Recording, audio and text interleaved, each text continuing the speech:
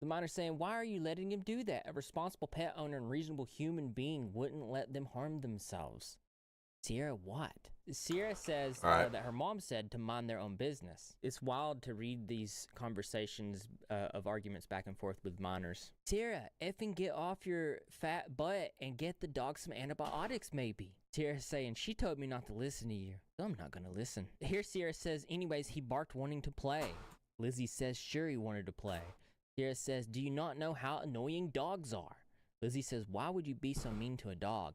Dogs are like humans. Would you like to be pushed away and yelled at for just wanting to talk to someone? So I just found out that Sierra gets money from the government, meaning that I am paying for her to be doing these things. You get handed money every month just to spend it on has-been hotel crap.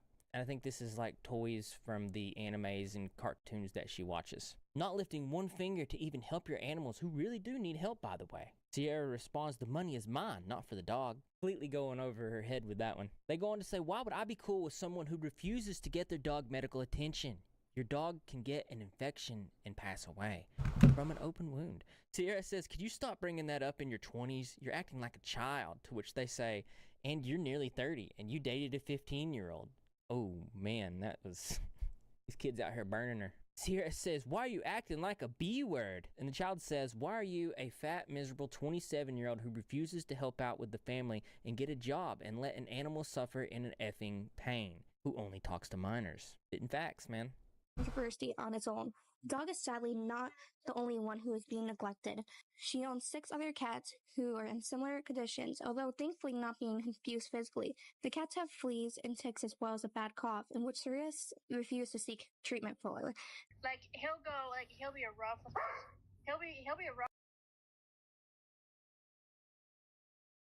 my sister whenever, he's being violent towards her. Well, not being violent, but I mean, my sister likes to play rough with him, so yeah.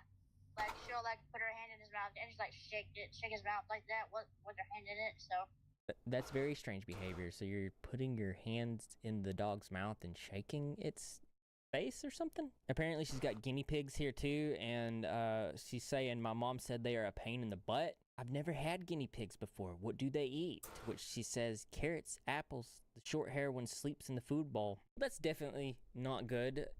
I think these animals are in a terrible situation, and these minors that are talking to her every day in these servers are in bad situations. This is crazy. So of course someone like Sierra was attracting a certain type of person, and there was this individual who was alleged to be very bad. His name was Nicholas Aguirre, I believe. Here's an alleged picture of this man here. Apparently this person had a YouTube channel. I did search for it, could not find it. Apparently this person is known as Sierra's current boyfriend. Sierra saying, also in the live, Blank said, I'm single when I have a man. Lucas saying, what? Sierra saying, I wanted to say I have a boyfriend, but then I realized it's probably because he don't want to be mentioned. This person's also alleged to do these creepy, inappropriate role plays with children. Check this out. Sierra saying, you're my best friend and partner. I'm so lucky to have you in my life.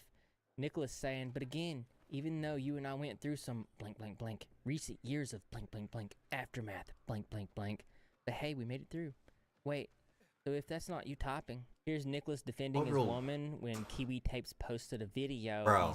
He's saying, this is irritating me. It's like no people on the internet just won't leave my wife alone. Oh, she did that, she did this, she did that, she did, oh wow. Calls them a bunch of titty babies. So this dude was in the server.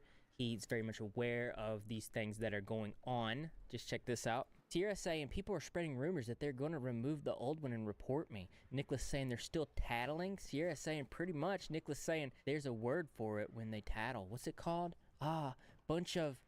There's that word again. Titty babies. Sierra just is laughing her butt off on this one. He's in here. He looks to be very hostile towards these young kids. Well, then be like that. Be like that. As long as I care about Sierra Green, and you teenagers care nothing but y'all self. Care about, oh, we're boredom teenagers, and we're gonna get on our parents' laptop and start a rant and start a raid.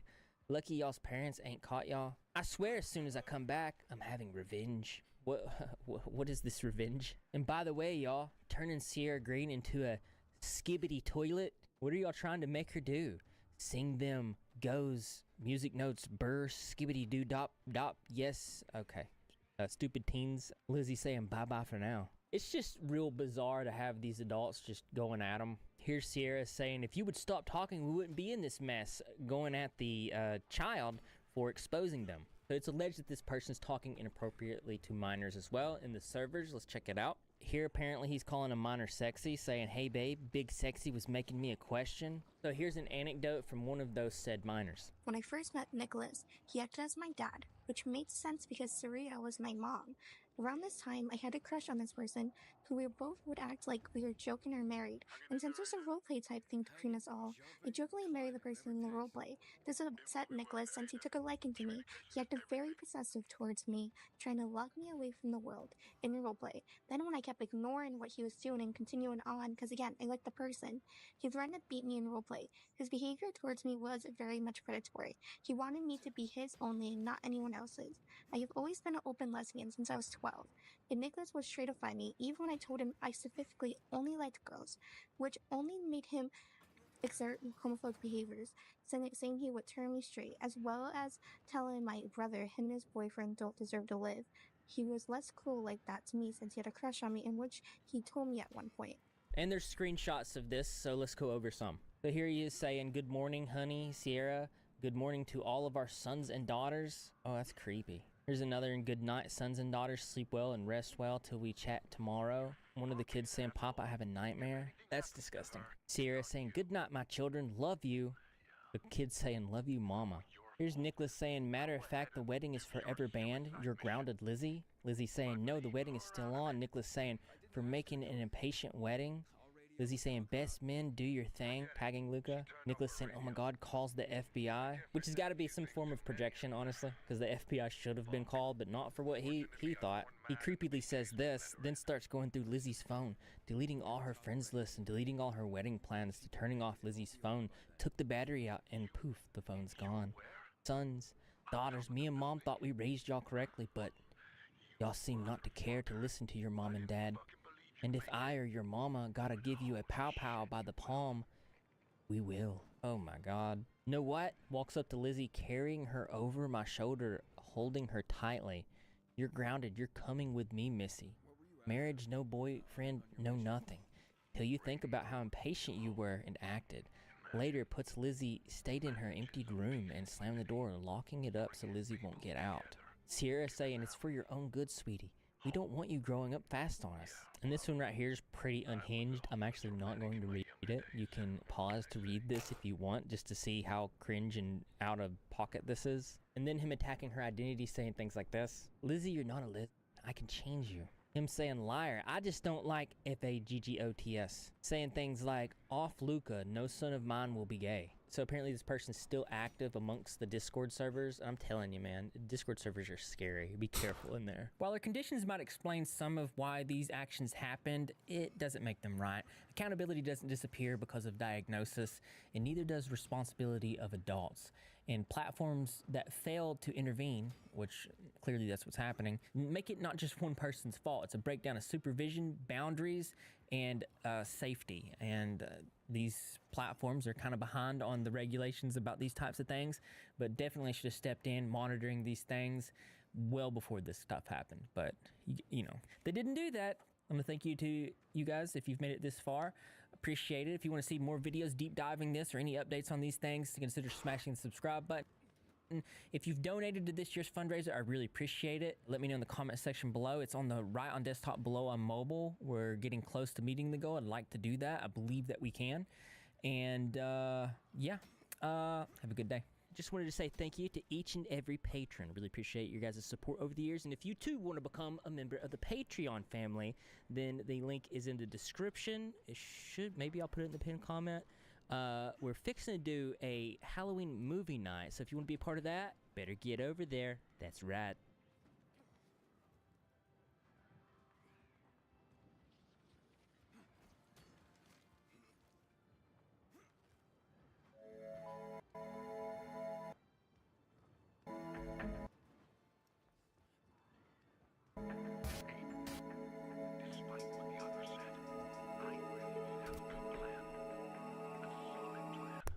Hey, welcome back into today's video. One of the internet's most infamous locales. This is Nova Online. Nova's got some bad habits, like asking minors how often they Well, the things you shouldn't ask them. He's also Neptunic and really, really enjoys diapers and showing them off to, you guessed it, minors. Grab a coffee, you're gonna need it, as today we deep dive one of the internet's most infamous lolcows. Yeah? Sorry, what? Okay, yeah, you can get rid.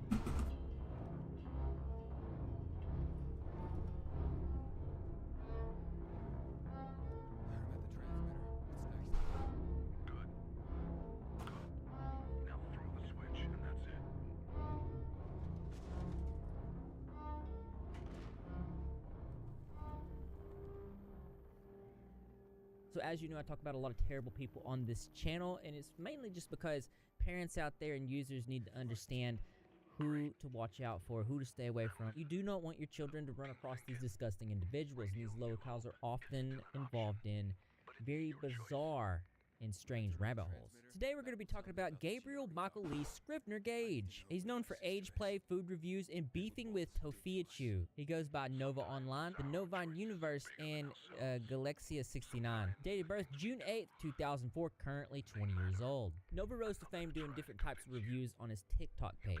Nova's original account, Heya Novik 3, had over 360,000 followers at the time. This is the type of content that he'd post.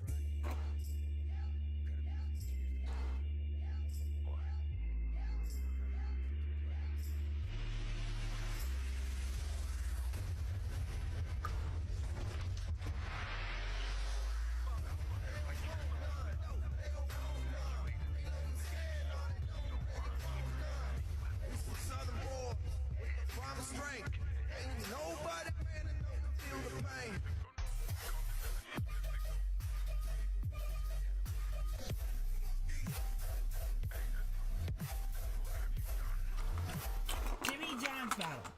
The number 2 versus the number 5. Roast beef versus Vito meat are going head to head. So I get the steak and cheese with Monterey cheddar on Italian ribs and cheese. Toppings vary, but the sauces are Baja Chipotle and roasted garlic aioli.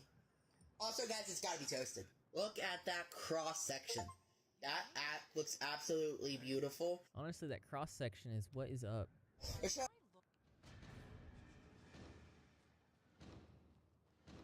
Where are the inhibitors? In the morning before we go. It's Where are the inhibitors, bro? First impression, I need my heroin.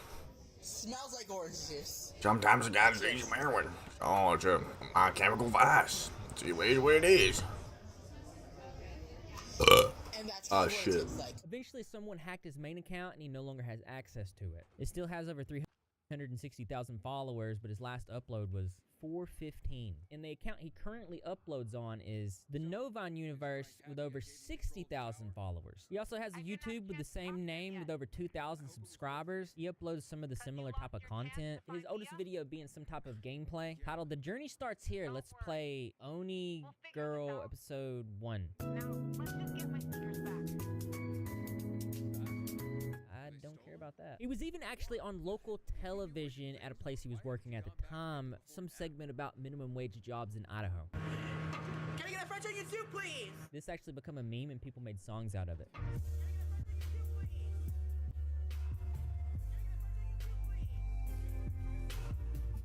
And of course, this extra traffic added to his online notoriety, and now more eyes than ever was paying attention to his every move, paying attention to his cosplays. It's fancy. Him lifting weights at the gym, making his videos at his church camp, and even singing songs at the karaoke bar. And due to Nova's entertaining personality, he quickly became a favorite locale to watch on the internet. People tuned in to watch his unfiltered, bizarre, and cringe-worthy behavior. Eventually, disturbing stories began to surface on the internet as TikTokers began to share alleged inappropriate behavior from Nova, which eventually spread to the YouTubes. A YouTuber named Underflow released a video titled Exposing TikTok's Weirdest Predator, Nova. It was released on December 6th, 2022. There were several things that were introduced in this video, like several inappropriate conversations that Nova was having in his Discord server with children. Discord mod activity?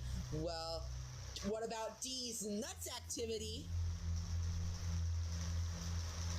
Got him! To understand the next exchanges, you need to know what age regression is.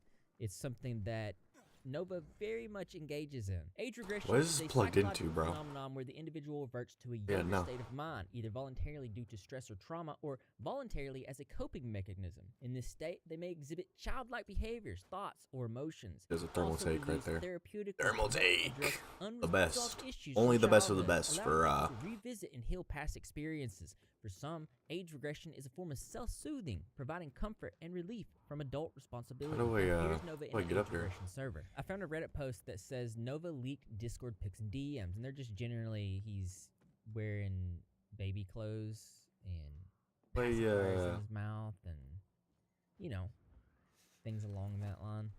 It's also important to note that he was sending these to alleged minors. In these exchanges, he goes by Novine Universe. Okay, I'm gonna put on some soothing music and I'll continue to be a good baby throughout the night.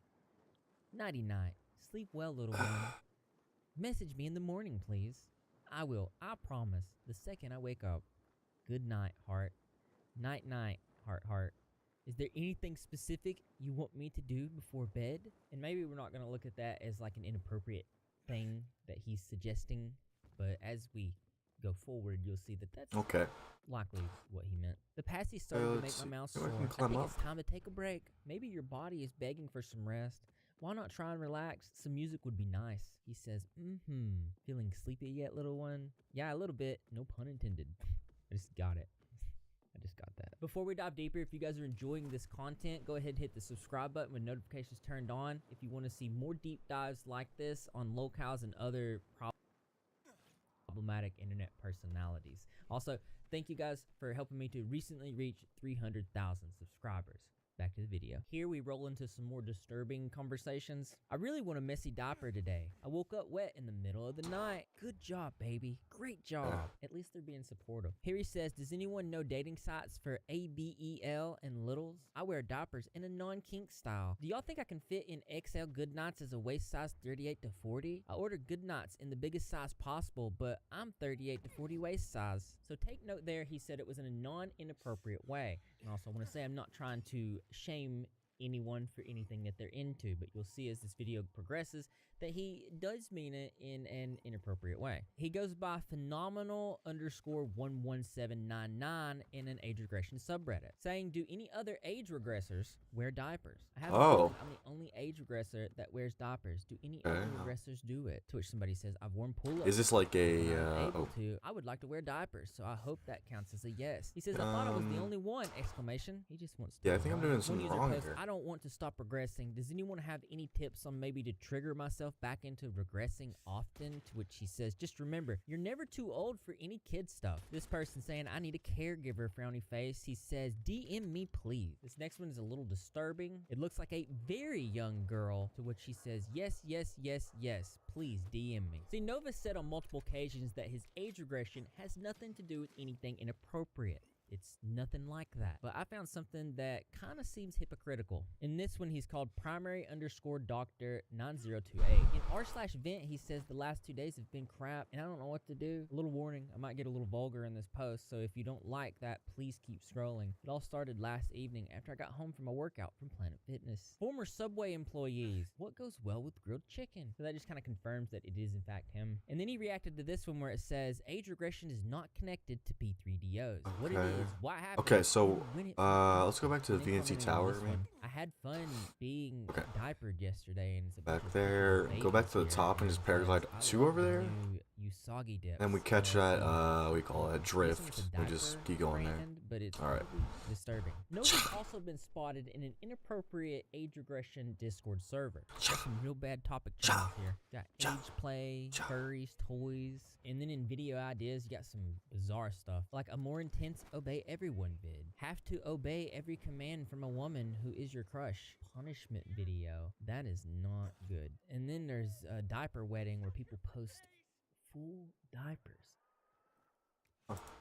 Got some weird furry stuff. And just to confirm, there he is in this list. It says, for all images focusing on age, play, inappropriate images, characters, and diapers, becoming a carefree baby. And here's a very bad situation where it's alleged he's having an inappropriate conversation with a 14-year-old. Someone he certainly believed was 14 years old. Twinkle, twinkle, little Oh, I remember this. how I wonder where you are.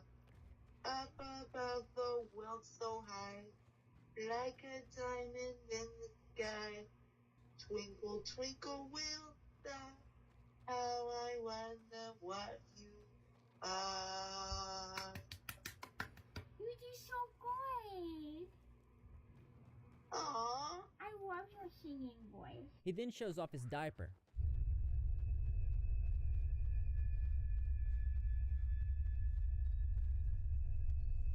At this point, he can be heard finally crossing the line and breaking the law. Question, but how often do you masturbate? So this recording, of course, made its way to the internet. And Is that breaking the law, though? real-time It's inappropriate, but, response on like, his Discord server. I don't He know said if that would be he didn't considered know she was enticement of a 14. minor, He's though. not even that young either. He's 18. So, Still, Nova replying to this user saying, okay. they act Yeah, like that is she was inappropriate, 12. yeah. And he says, it's But not my fault, I'm attracted I don't know to how that'd be. kids," with a Wait, lot what? of exclamations. Oh, whoa, whoa, In whoa, this whoa, next whoa, whoa, exchange, whoa, Nova whoa, whoa, finally admits whoa. that his age regression is actual and that he had inappropriate conversations with someone that he believed was 14 years old. Yeah. The user says, yeah, Oh, taking out there of they are. context how you wanted to sleep in VC with a 14-year-old, and then ask the 14-year-old how often she, just read your screen there. To which he replies, they were being actual towards me. Then they said, you was being it back? And he said, they did it more. Then he says, there's nothing wrong with having a KINK that isn't illegal. This is a funny exchange given the severity of the what's going on here. I'm effing screaming the cuss word song. And then this person sings, nya nya nya, rubs my head into Redux belly. Another person saying, I'm gonna cuss too, frick. Nova says, no, it's serious. I was showing my diapers to a friend, and they think I'm a effing P3DO. After further digging upon the whole topic of Nova being a like as of today, as this drops, I was doing some digging, and as I was doing the digging, I found that Nova followed a multitude of underage children, boys and girls. Underage people who children? sell bingies, people who are so... I mean, like, this is old news. that I would consider I'm to joking. be anywhere from 3 years younger than him by 10.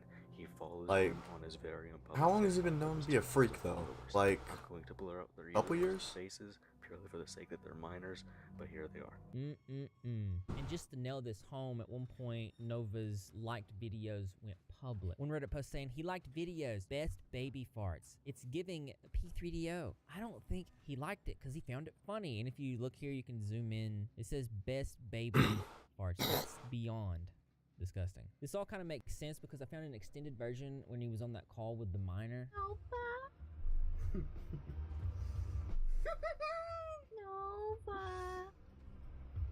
Nova. Nova, Goo Gaga. Nova. I'm indeed a minor. Oh my Yes. God. Can you meow? Meow. Can you purr? Oh.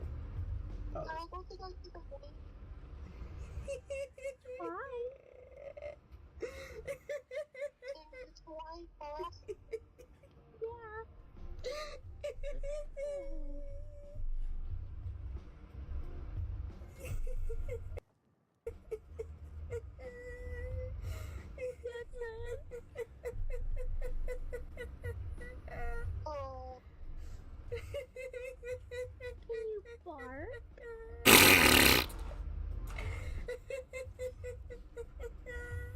I didn't hear it. Next, Nova, fearing the consequences of his actions, attempts some hypocrisy. He says, they need proof of me effing a child for me to get arrested. It was an effing joke. At everyone, I need all evidence I can that proves I'm not a P3DO.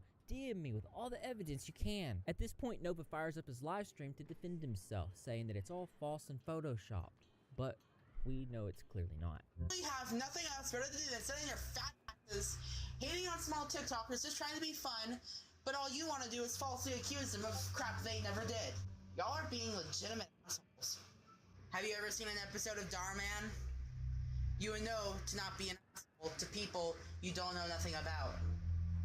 Don't judge people before you get to know them. Proof it's all photoshopped. It's been proven. You're in timeout for like 5 minutes. Going to Pound Town. Turn back on speaking privileges. Maybe. Now you better effing behave. You guys need to get a job instead of wasting your ass on small TikTokers. Those are clearly effing photoshopped. And if I can, I'll get my effing lawyers into this. You guys have no effing father.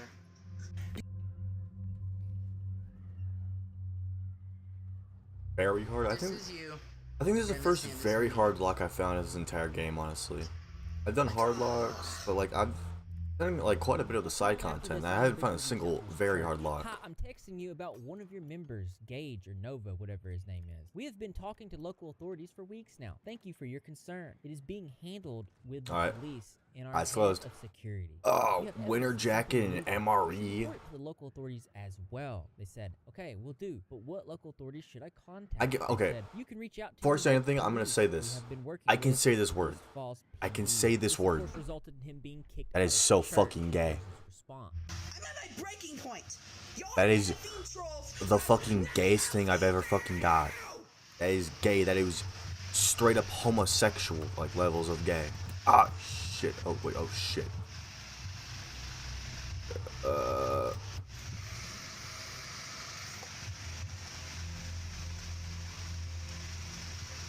Oh, dude. You guys have anything else better to do than check out your Lucky. Oh. I'm sorry. I guess you didn't hear me. Sorry. Wait, there's no one listening to this. My bad. Wait, one inhibitor? One? This is something that he often claims. That's so gay. Says, y'all need to stop. That is gayer than gay can be. The lawyers involved. This is going Safe code. Ooh, where's the safe code at? Oh, there it is. Whereabouts, anyways? People started calling in, and he was getting kicked out of every place. Hey, all, it's Nova Cadre. So, I'm not as cheery as I usually am. I never in my life wanted to make this video, but unfortunately, the gym videos have been forced to a halt because unfortunately my gym called me and told me that my membership has been terminated. What? So now I look for a new gym inside of the area. I am not going to explain what happened, so just know that my gym called me. They told me that my membership was If you 555, then I'm. And for the foreseeable future, I cannot go back. Also kicked out of karaoke. 555. I can't think of. Is it 0505? I've already tried that. Is it? Quite a bit. In fact, just recently. Subway, and on 10-3 he said, "I hope you pros are happy." You know what? One user saying we are cheating. Very thrilled about this. And honestly, like I said, he gets kicked out of a lot of establishments for generally making people uncomfortable.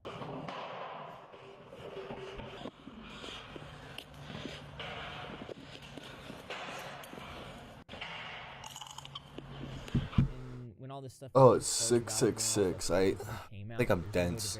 Them or their stories, so take what is about to be said with a big grain of salt. His alleged girlfriend said in Discord, "Nova, F you for treating me like literal S.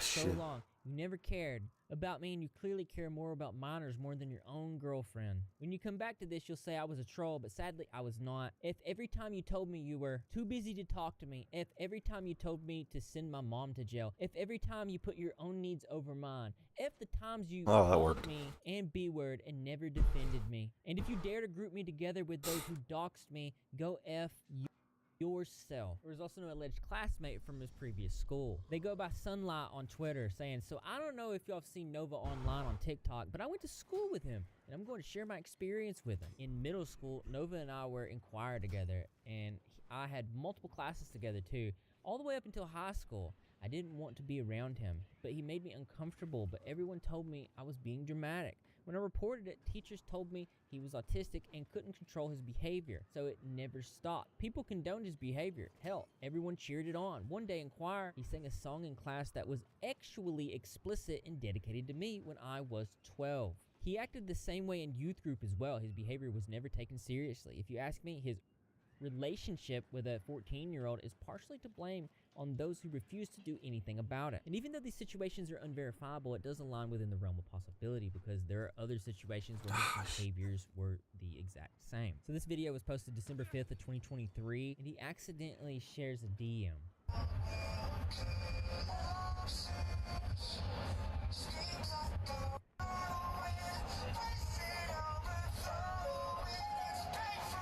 Oops.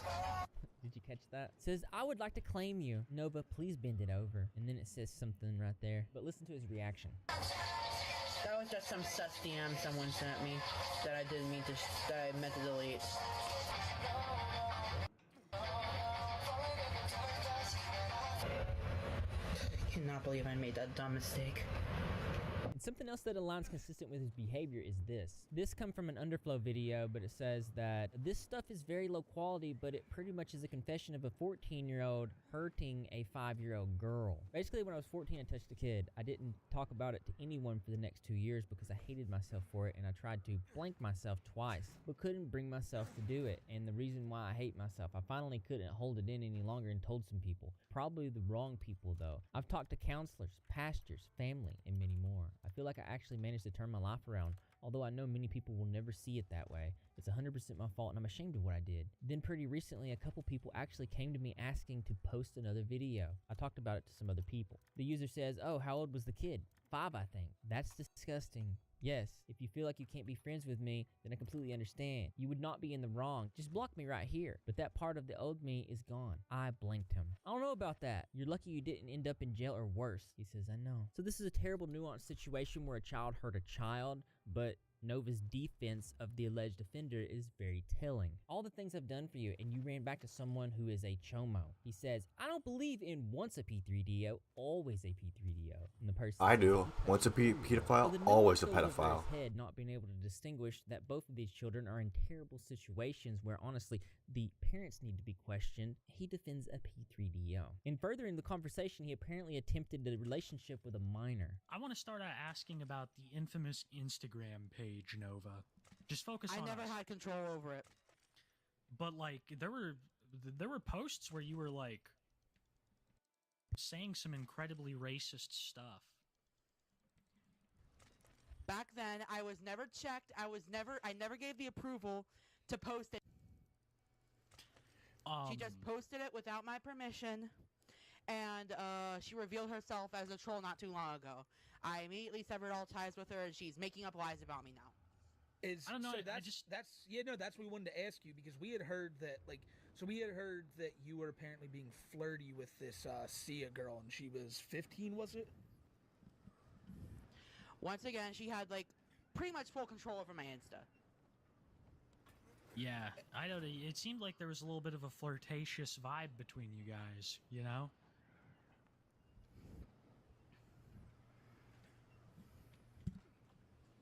Nova? I'm still here. Oh, I just wanted to make sure that you're focused. I know that chat's a little distracting. Yeah, because it came out that she was like 15. Like, do you just have anything to say about that? These are the questions chat are asking. Oh no, what happened now?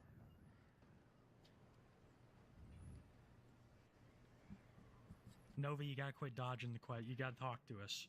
If we're gonna have you on, you gotta talk to us, Nova. Sorry, I just got a spam text from something called Style Seat. Oh. What is Style Seat? Have no idea, but someone sent it to my phone. Yeah, you gotta stop looking at chat. It's distracting you. They're saying this is the worst interview we've ever held, and we're here trying to repair the relationship. You know, we gotta make some progress. I know. I've literally said that no control was made over my Insta, and I never gave approval for any of those posts to go through. But what about her being 15? She never told me her age. Yeah. Apparently Nova had done a podcast with a young girl named Sia. Debut episode of Hour of Joy. And joining me is my social media manager, Sia. Hi guys. And another YouTuber named The Leaping Lemur had a conversation with Sia, and he found out some things. And I decided to take the time to ask them some questions. So, I started asking Sia about why she's talking to Nova, if she knows about all the things that he did, and she basically tells me that she's just in it for the trolling. When I heard that answer, I'm like, there's no adult that's gonna respond with that, right? So I started asking her, how old are you? And the response I got was pretty shocking. It was an immediate admission that she was only 15 years old. Now, Nova was nowhere to be seen throughout this whole interaction, and right away, I decided to ban her from chat, but I didn't do it before I got screenshots of it all. So here it says, ladies and gentlemen, we got him. That's wild. I told him my age 3 times, and he said that's a decent age. If it's a joke, it's weird, you know what I mean? Why would she be joking around and saying that he's talking to a minor? And if it's not a joke, then he's talking to a minor. Either way, it's extremely concerning. Now, this wasn't the only thing that sort of raised my suspicion. Nova's been talking about Sia a lot. He loves to mention Sia whenever anybody talks about how he can't speak to girls, right? So he goes on this insane rant about the white Bowser, and towards the end, he decides to mention Sia, his girl. And in this post, he actually calls Sia his woman, to which Sia responds saying, Sia responds and says, I'm not your woman, Nova. And Nova says, why not? Well, for starters, Nova, she's a minor.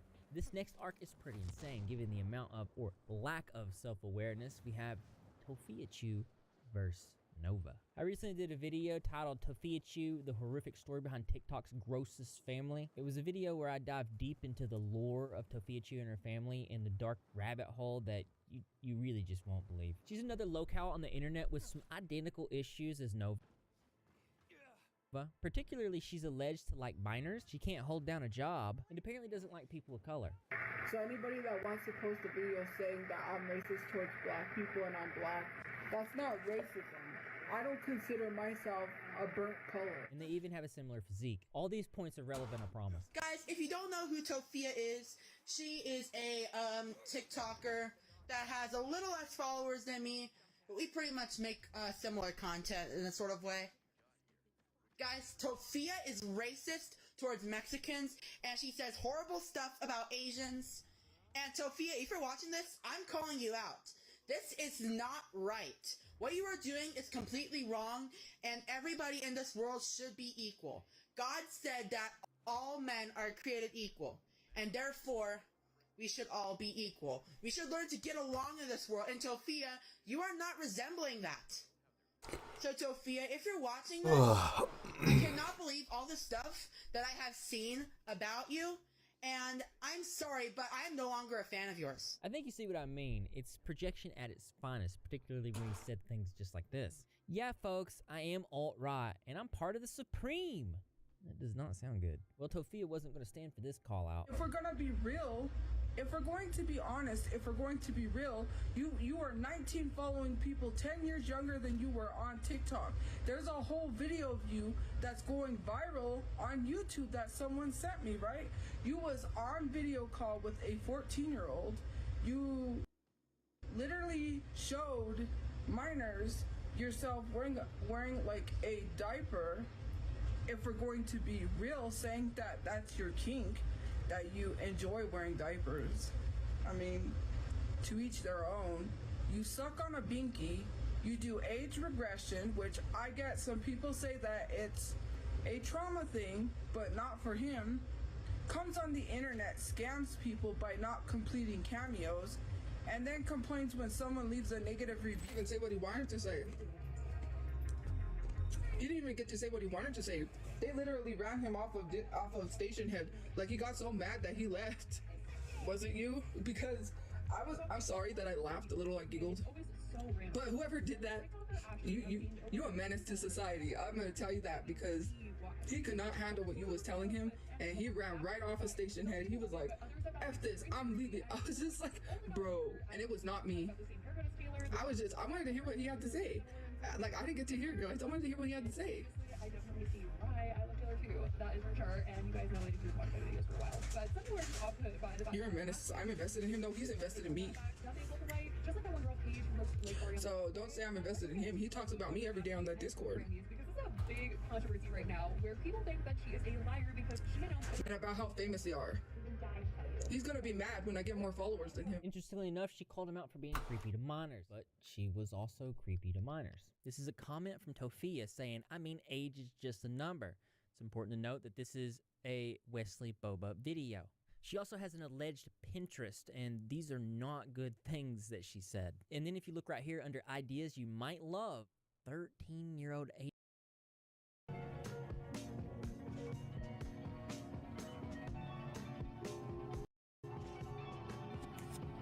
Adam Johnston, known online as Sure Movie Sucks or YMS, is a Canadian film critic with a following of over 1 million subscribers on YouTube. He's a channel mostly known for his videos doing exactly what you'd expect from a film reviewer. His most popular works on the site include his review of Cool Cat Saves the Kids, something that would play a part into a well-known copyright abuse drama on YouTube. He was also known for his currently unfinished review of Disney's 2019 remake of The Lion King, and his analysis of the controversy surrounding Kimba the White Lion. He's also a co-host of the Sardonicast podcast, and a somewhat regular streamer on Twitch. All in all, a pretty well-known voice within the online film community. However, in September of 2025, Adam would be involved in public disputes with the YouTube channels Rob's Media and Nick Andros, primarily concerning his past takes on zoophilia. As this information resurfaced, Adam's response stated that the things he was being criticized for were, at most, a decade old, and were being unfairly relitigated. Now, usually when you bring up the age of a statement you've made, the presumption is that you've changed stances since then, that you no longer stand by those past statements. In Adam's case, however, the core of his arguments has been pretty consistent over these 10 years of time. To explain this, I'll be spending this video going through the decade-long history of Adam's devil's advocate arguments, primarily regarding zoophilia. And in doing so, we'll demonstrate that years later, his core arguments appear to remain unchanged, after which, we'll examine his response when this history was recently brought back into the public eye. But first, we'll need to understand what those arguments actually are. The most contentious element of Adam's philosophy is the belief that animals may possess the agency to consent to sex with humans.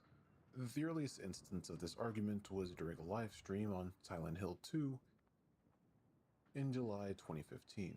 In this stream, Adam identified himself as a supporter of consensual zoophilia. His definition of consent in this context relies on behavioral cues rather than informed cognitive consent.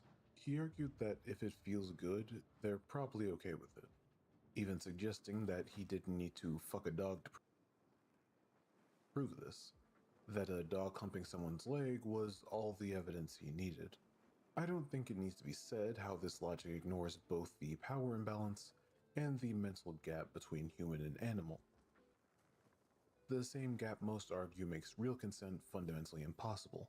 Instead, Adam offers a utilitarian view.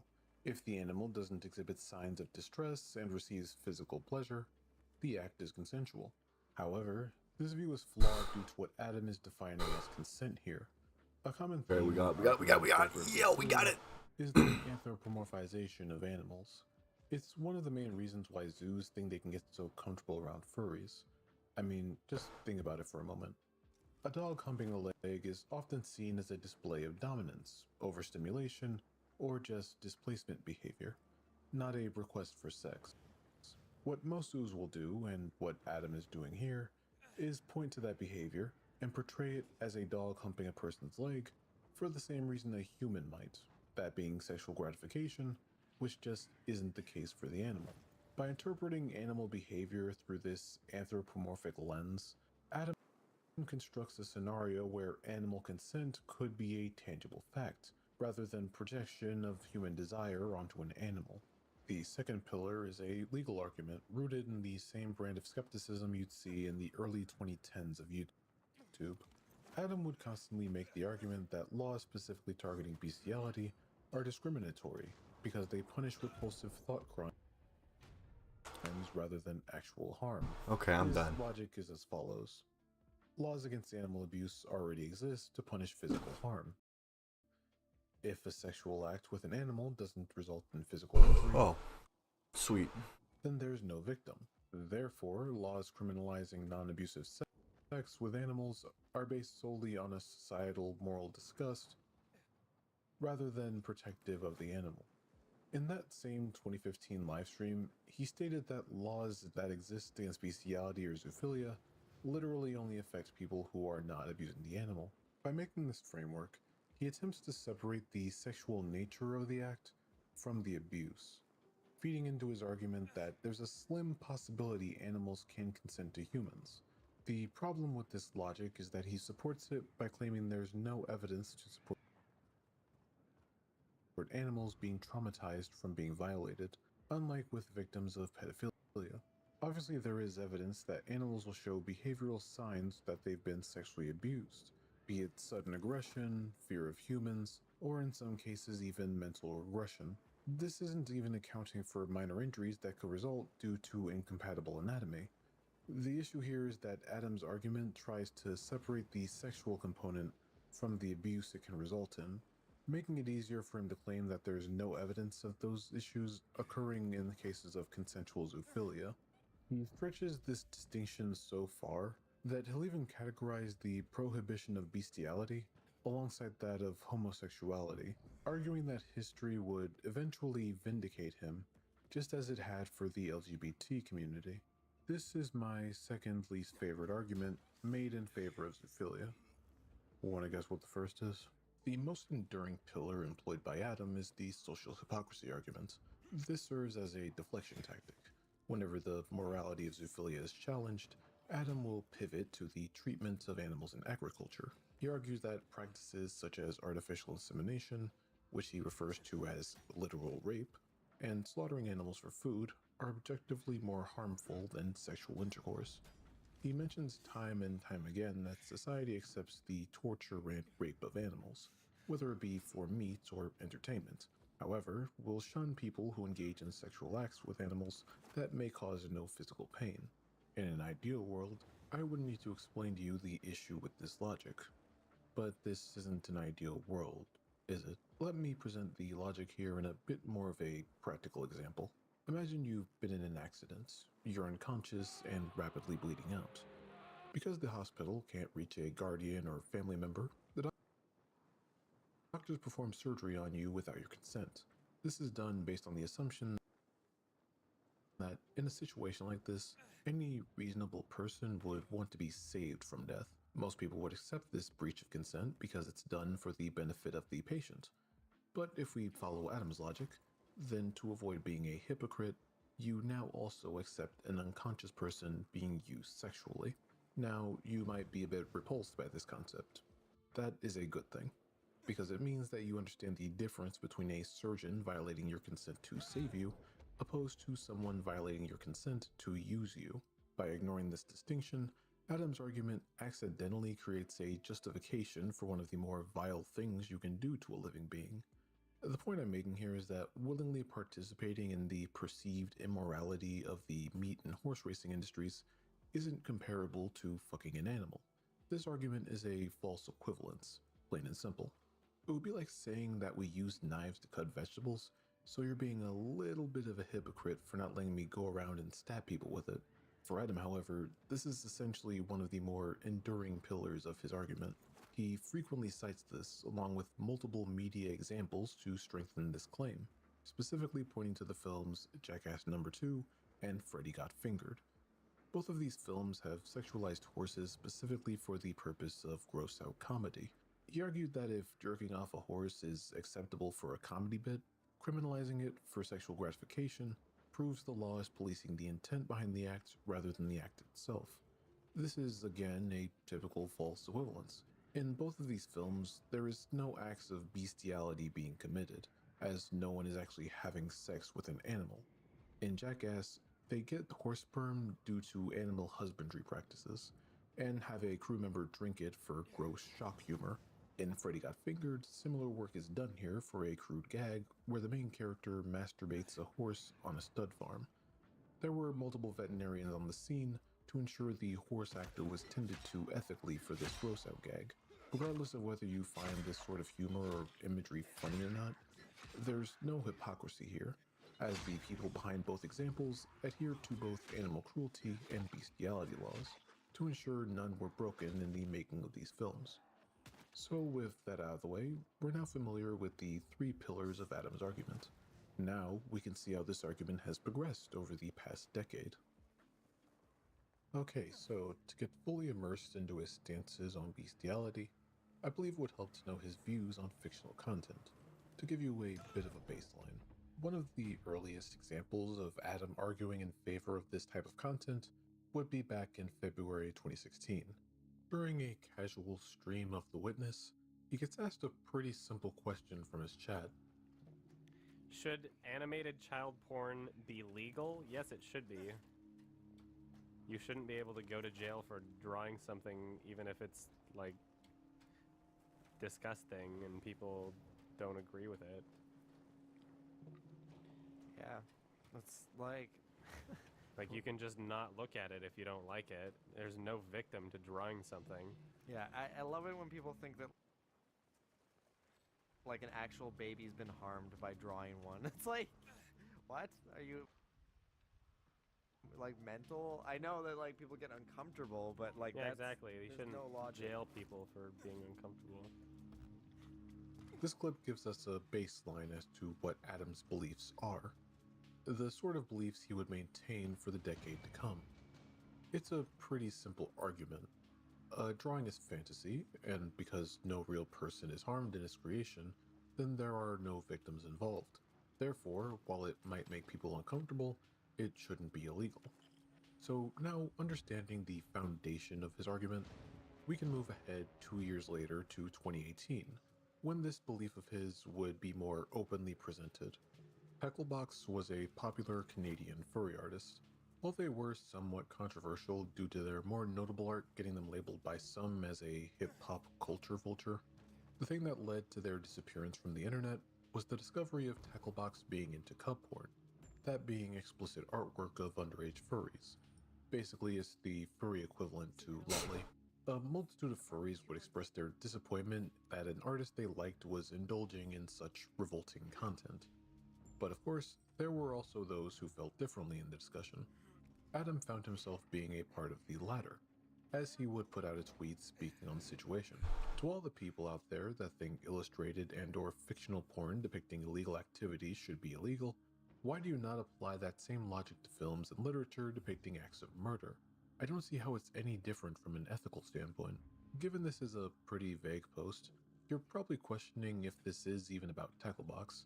Well, going into the replies, we can see a back and forth he has in the replies with furry musician Pepper Coyote.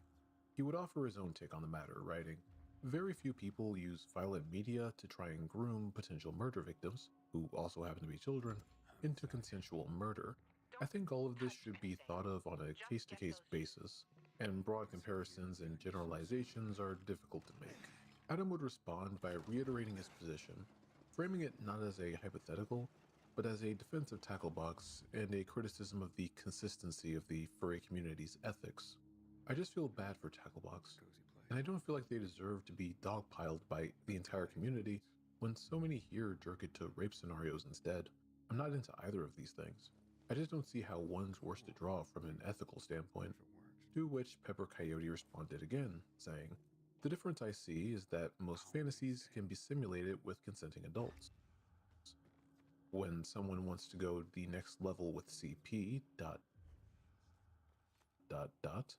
I believe in media's ability to shape behavior in some of the time, especially over time. This exchange shows us the core of Adam's argumentation. The argument isn't that the content is good. The argument is that you're a hypocrite for condemning this content, but not condemning other fictional, unethical content, like murder or rape. The context of those scenarios doesn't matter to him. It's the moral consistency that Adam focuses on. The third pillar, so to speak. So now that we've seen Adam's argumentation at work when it comes to fictional works like explicit cub or lolly art, let's truly understand why Adam has been receiving the critique that he has. In other words, let's discuss Adam's opinions on zoophilia and bestiality. As mentioned before, one of the earliest presentations of his ideology would be in his Silent Hill 2 stream in July of 2015. Much like his stream of The Witness, a chat member would ask him what his take was on the subject of animal rape. More specifically, which animals you shouldn't be allowed to. It's here that Adam argues consensual zoophilia is a concept that exists. Which animals should you not be able to rape? Humans. Otherwise, I don't know. I'm not a support of animal rape. I'm a support of consensual supporter of consensual zoophilia. I don't encourage it. I'm not gonna convince someone to try it. I've never tried it. I don't intend on ever trying it.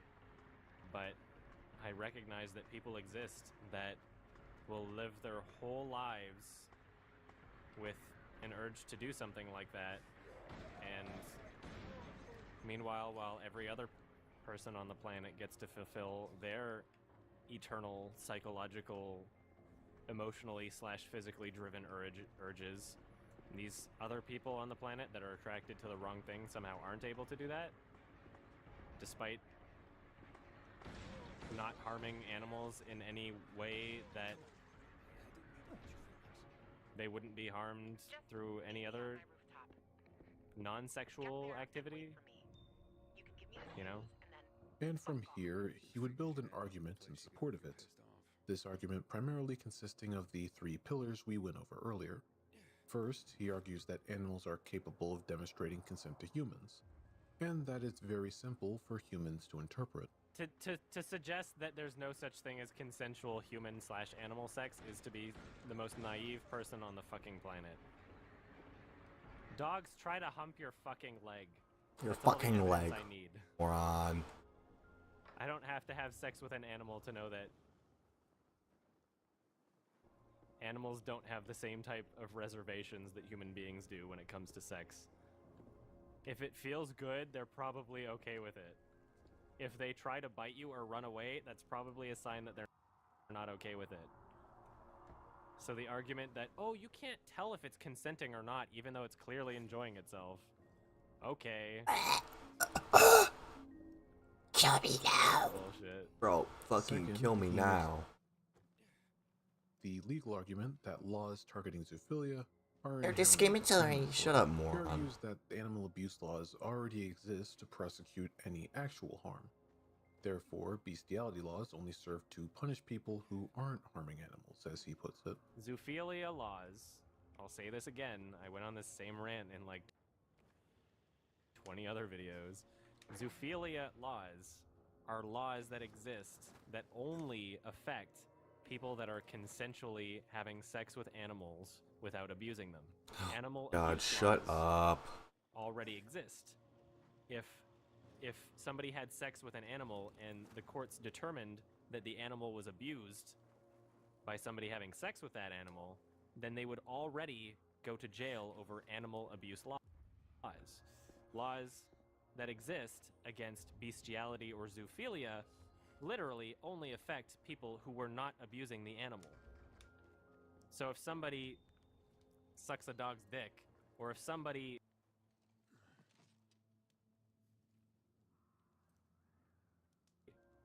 like bends over and a dog starts fucking their butt and they get caught, like even if they just didn't move or whatever. True. Even if they just like lubed up and let the dog do what it wanted to do or something. And they got caught, and the dog clearly wasn't abused, and everybody in the courtroom determined that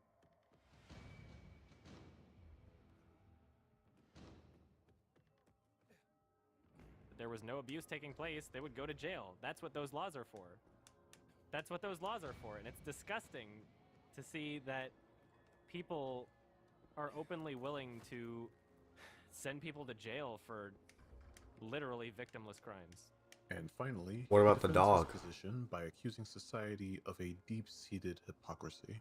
He argues that eating meat and the agricultural practices of husbandry and artificial insemination are far worse than the consensual zoophilia he's defending. I don't think people should get married to animals, obviously.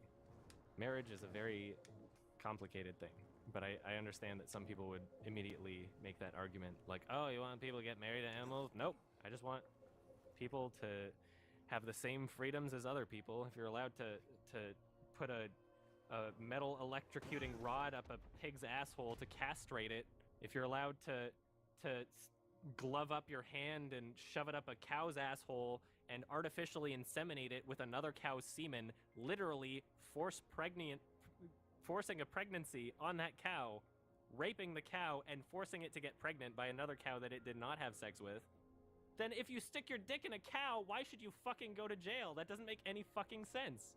Anyway. Because they're doing that for their sexual gratification. It's okay, because People, yeah, it's for sexual gratification. They're not There's no vegetarian option. artificially inseminating a cow for sexual gratification. You're fucking a cow for sexual gratification. That's just it. The argumentation between the two things is almost identical. A belief in consensual engagement, combined with a legal argument that any law against it is hypocritical as long as there's no victim. This 2015 rant of Adams is a good stepping stone to see the evolution of his ideology. These aren't just a constant stream of badly worded takes he's giving here. It's a complete framework of his ethics when it comes to zoophilia.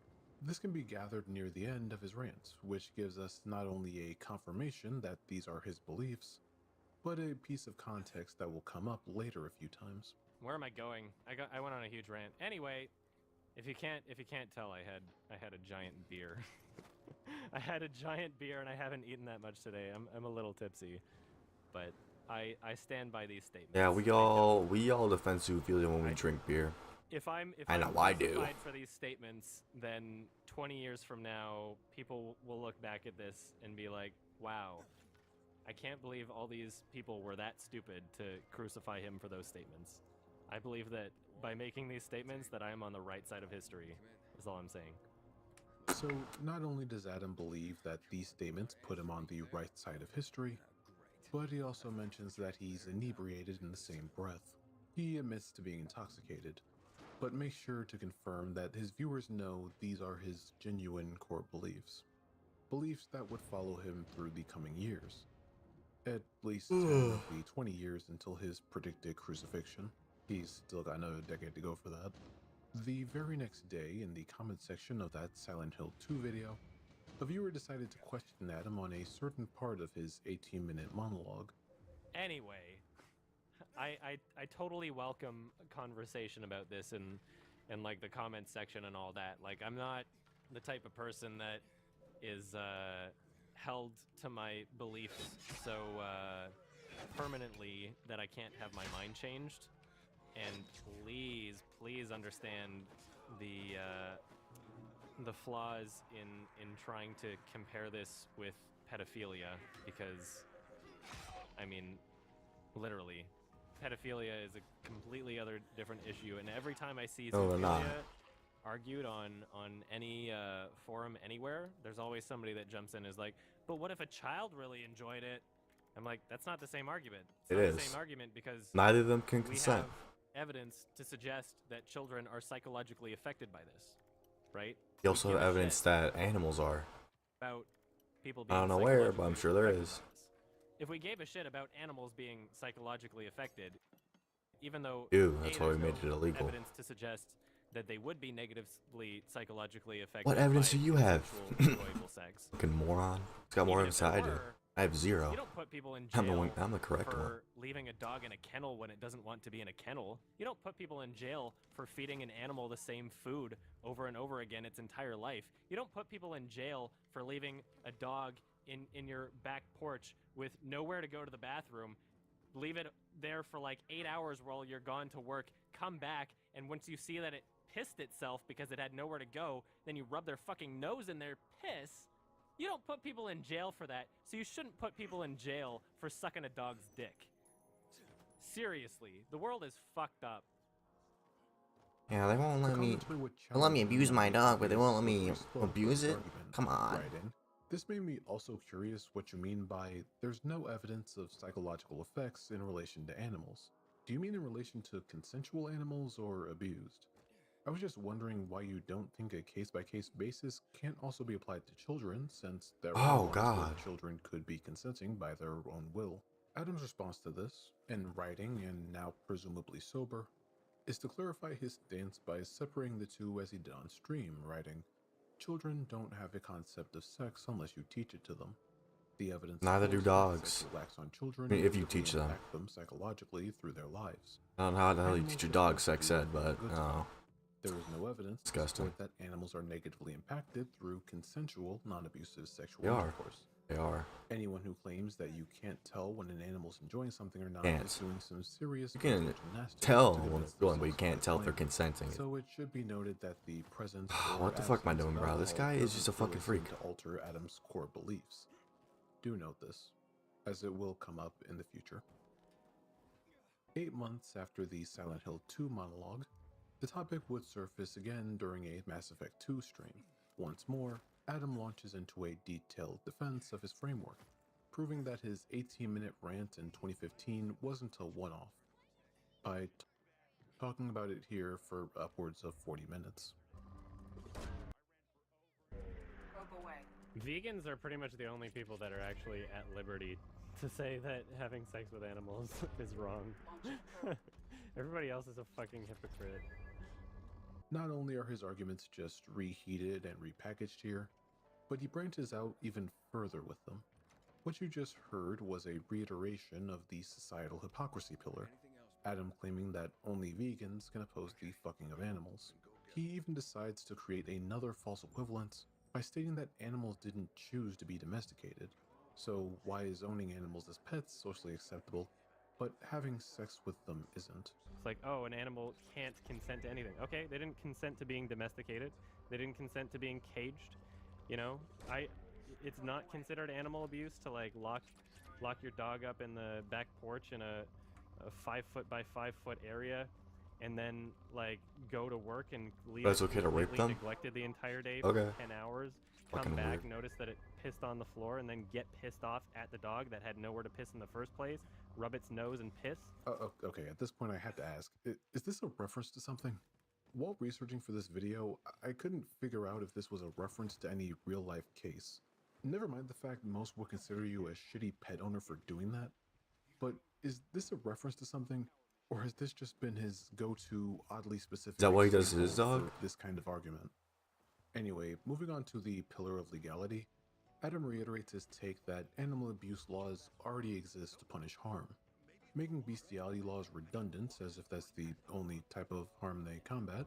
If everybody hunted their own food, hunter-gather style, should it be okay to have sex with animals still? Yeah.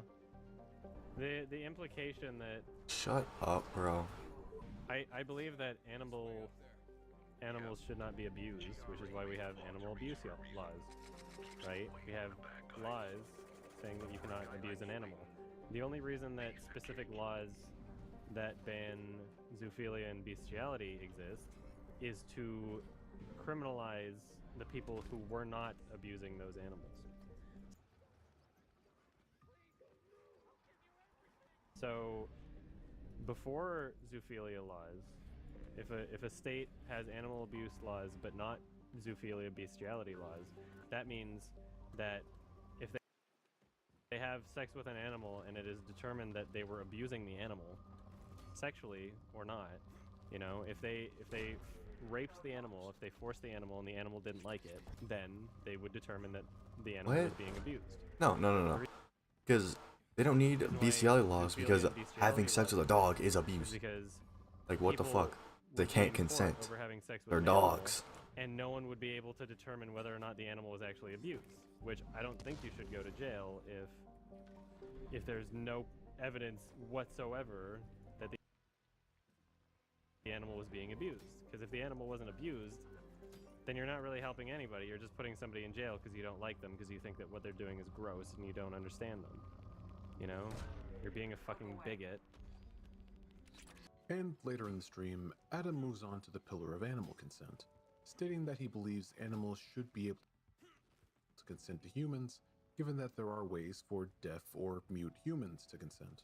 He then leads into an argument where he says that if you think animals are completely incapable of consenting to sex, then petting an animal must also be considered non-consensual or abusive, which supposedly contradicts how pet owners interpret their pets' enjoyment.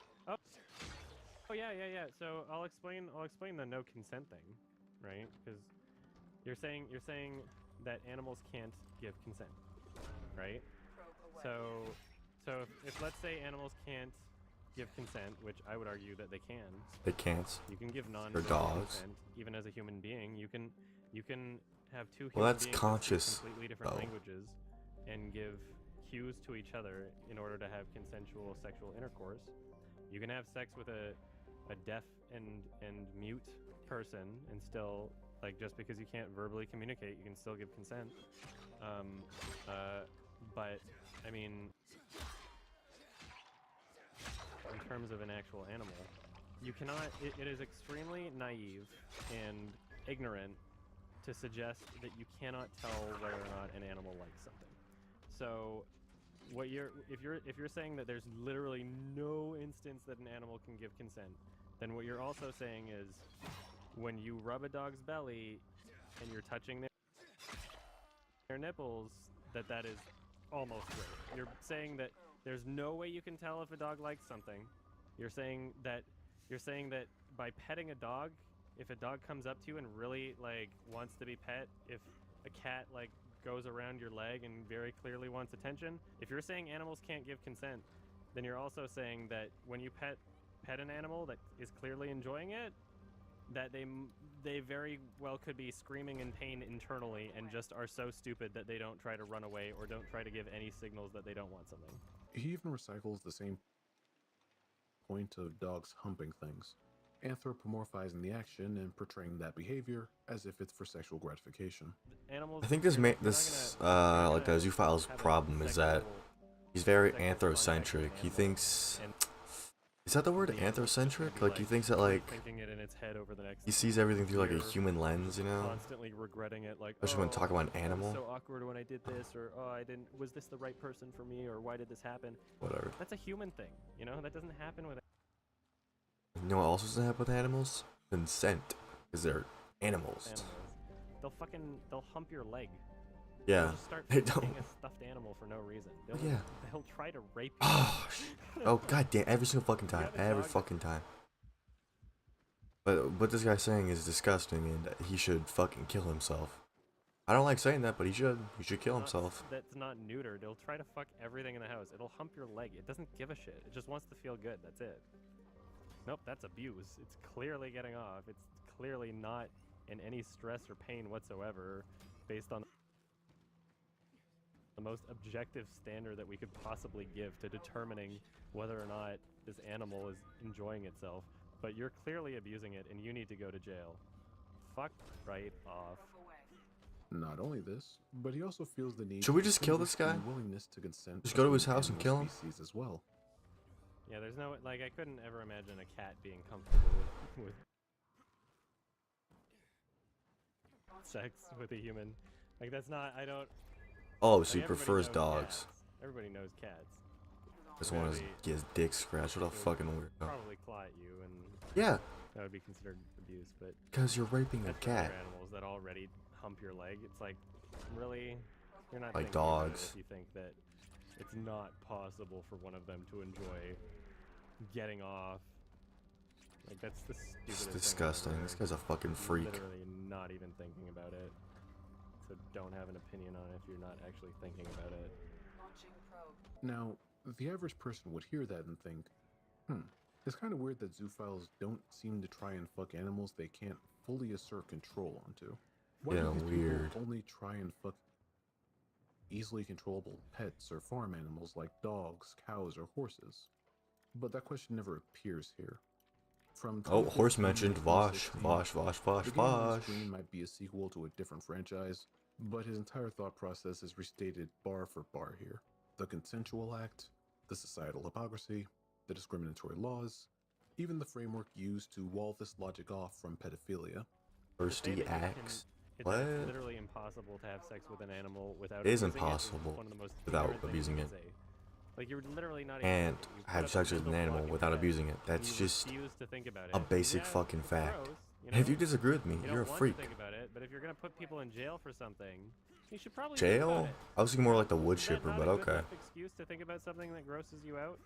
Like whether or not somebody deserves to go to jail for something? Wood chipper. Fuck, we have laws against Wood like, chipper. pedophilia and shit. We've Wood thought chipper, hard about wood that. chipper, There's wood chipper, real wood good chipper. reasons why pedophilia Wood is chipper. you know? We've documented the psychological damage it does to Wood human chipper. beings.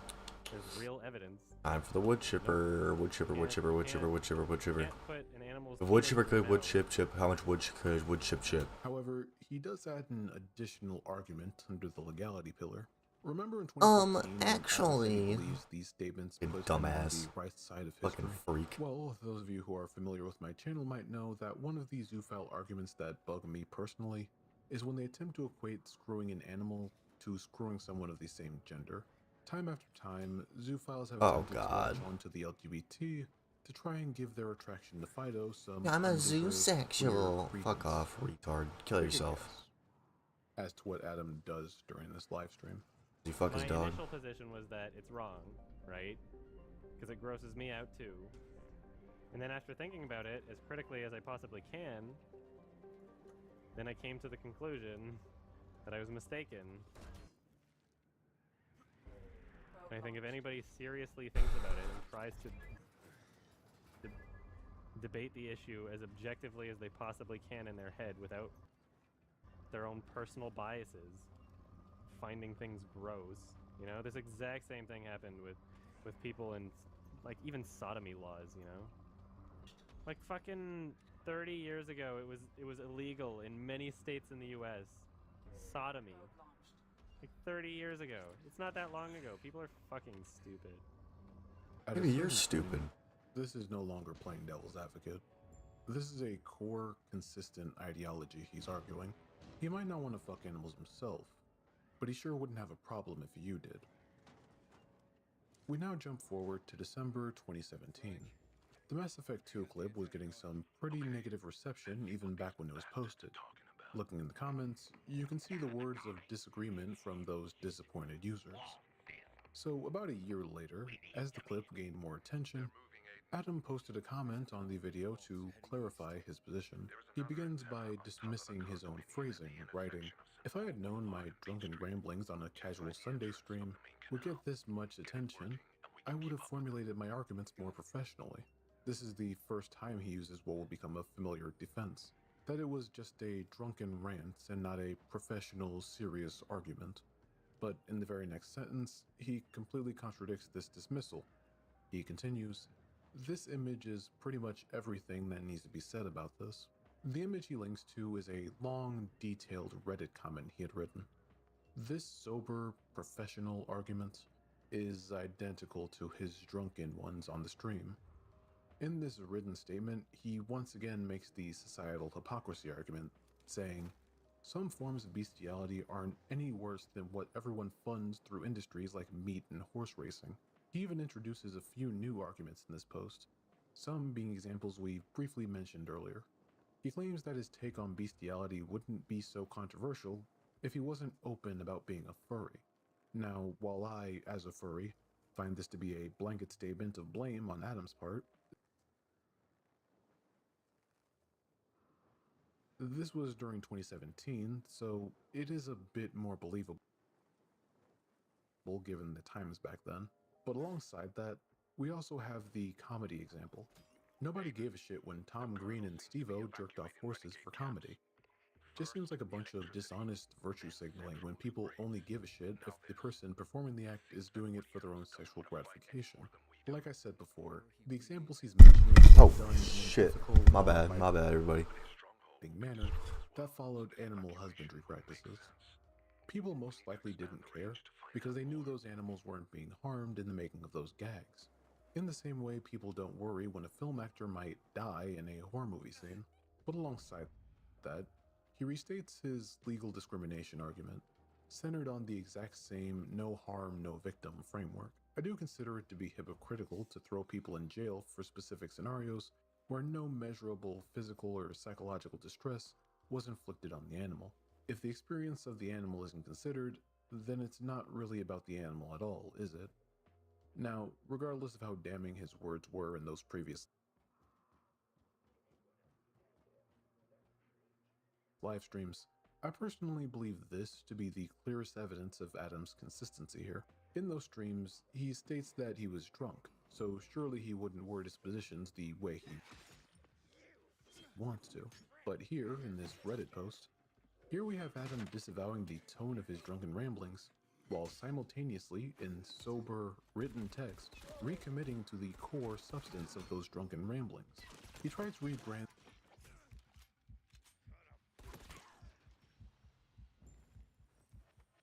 his ideology as a different philosophical perspective, but the arguments he's been making have been the same since that Silent Hill 2 stream 2 years before this post.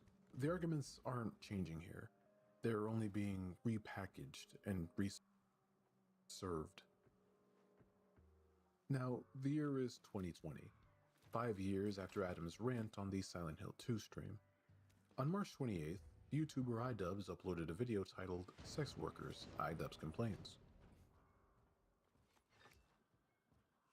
While the video on its own isn't really that bad, years worth of catastrophes seem to have spawned due to its posting. But this isn't a video about iDubbbz, and thank God for that.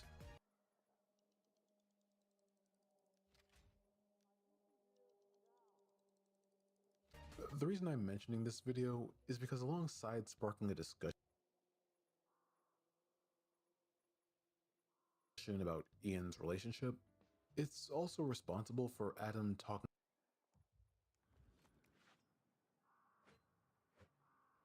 about zoophilia again.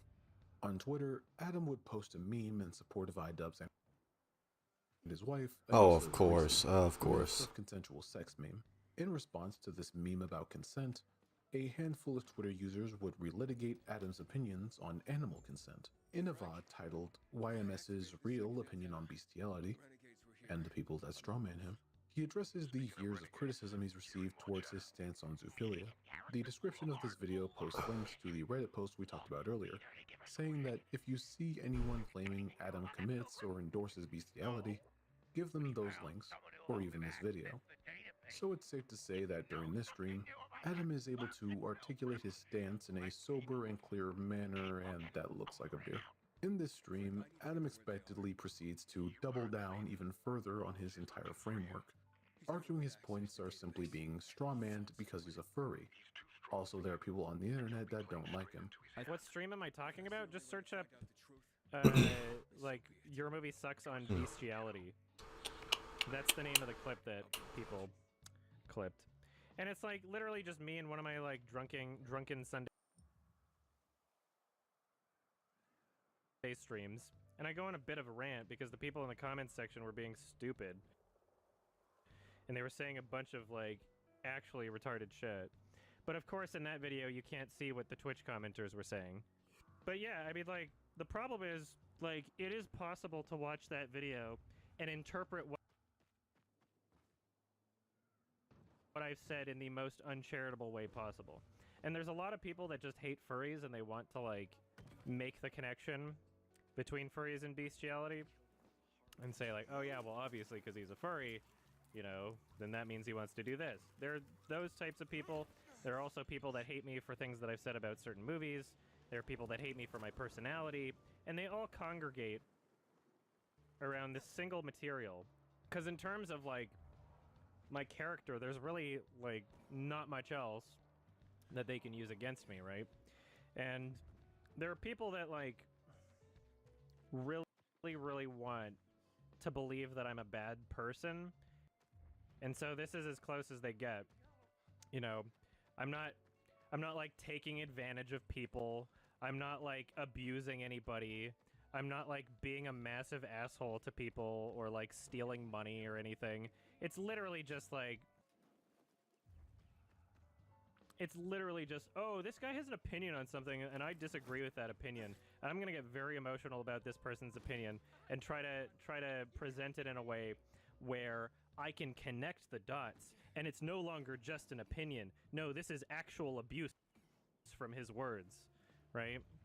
The furry hate was believable in 2017.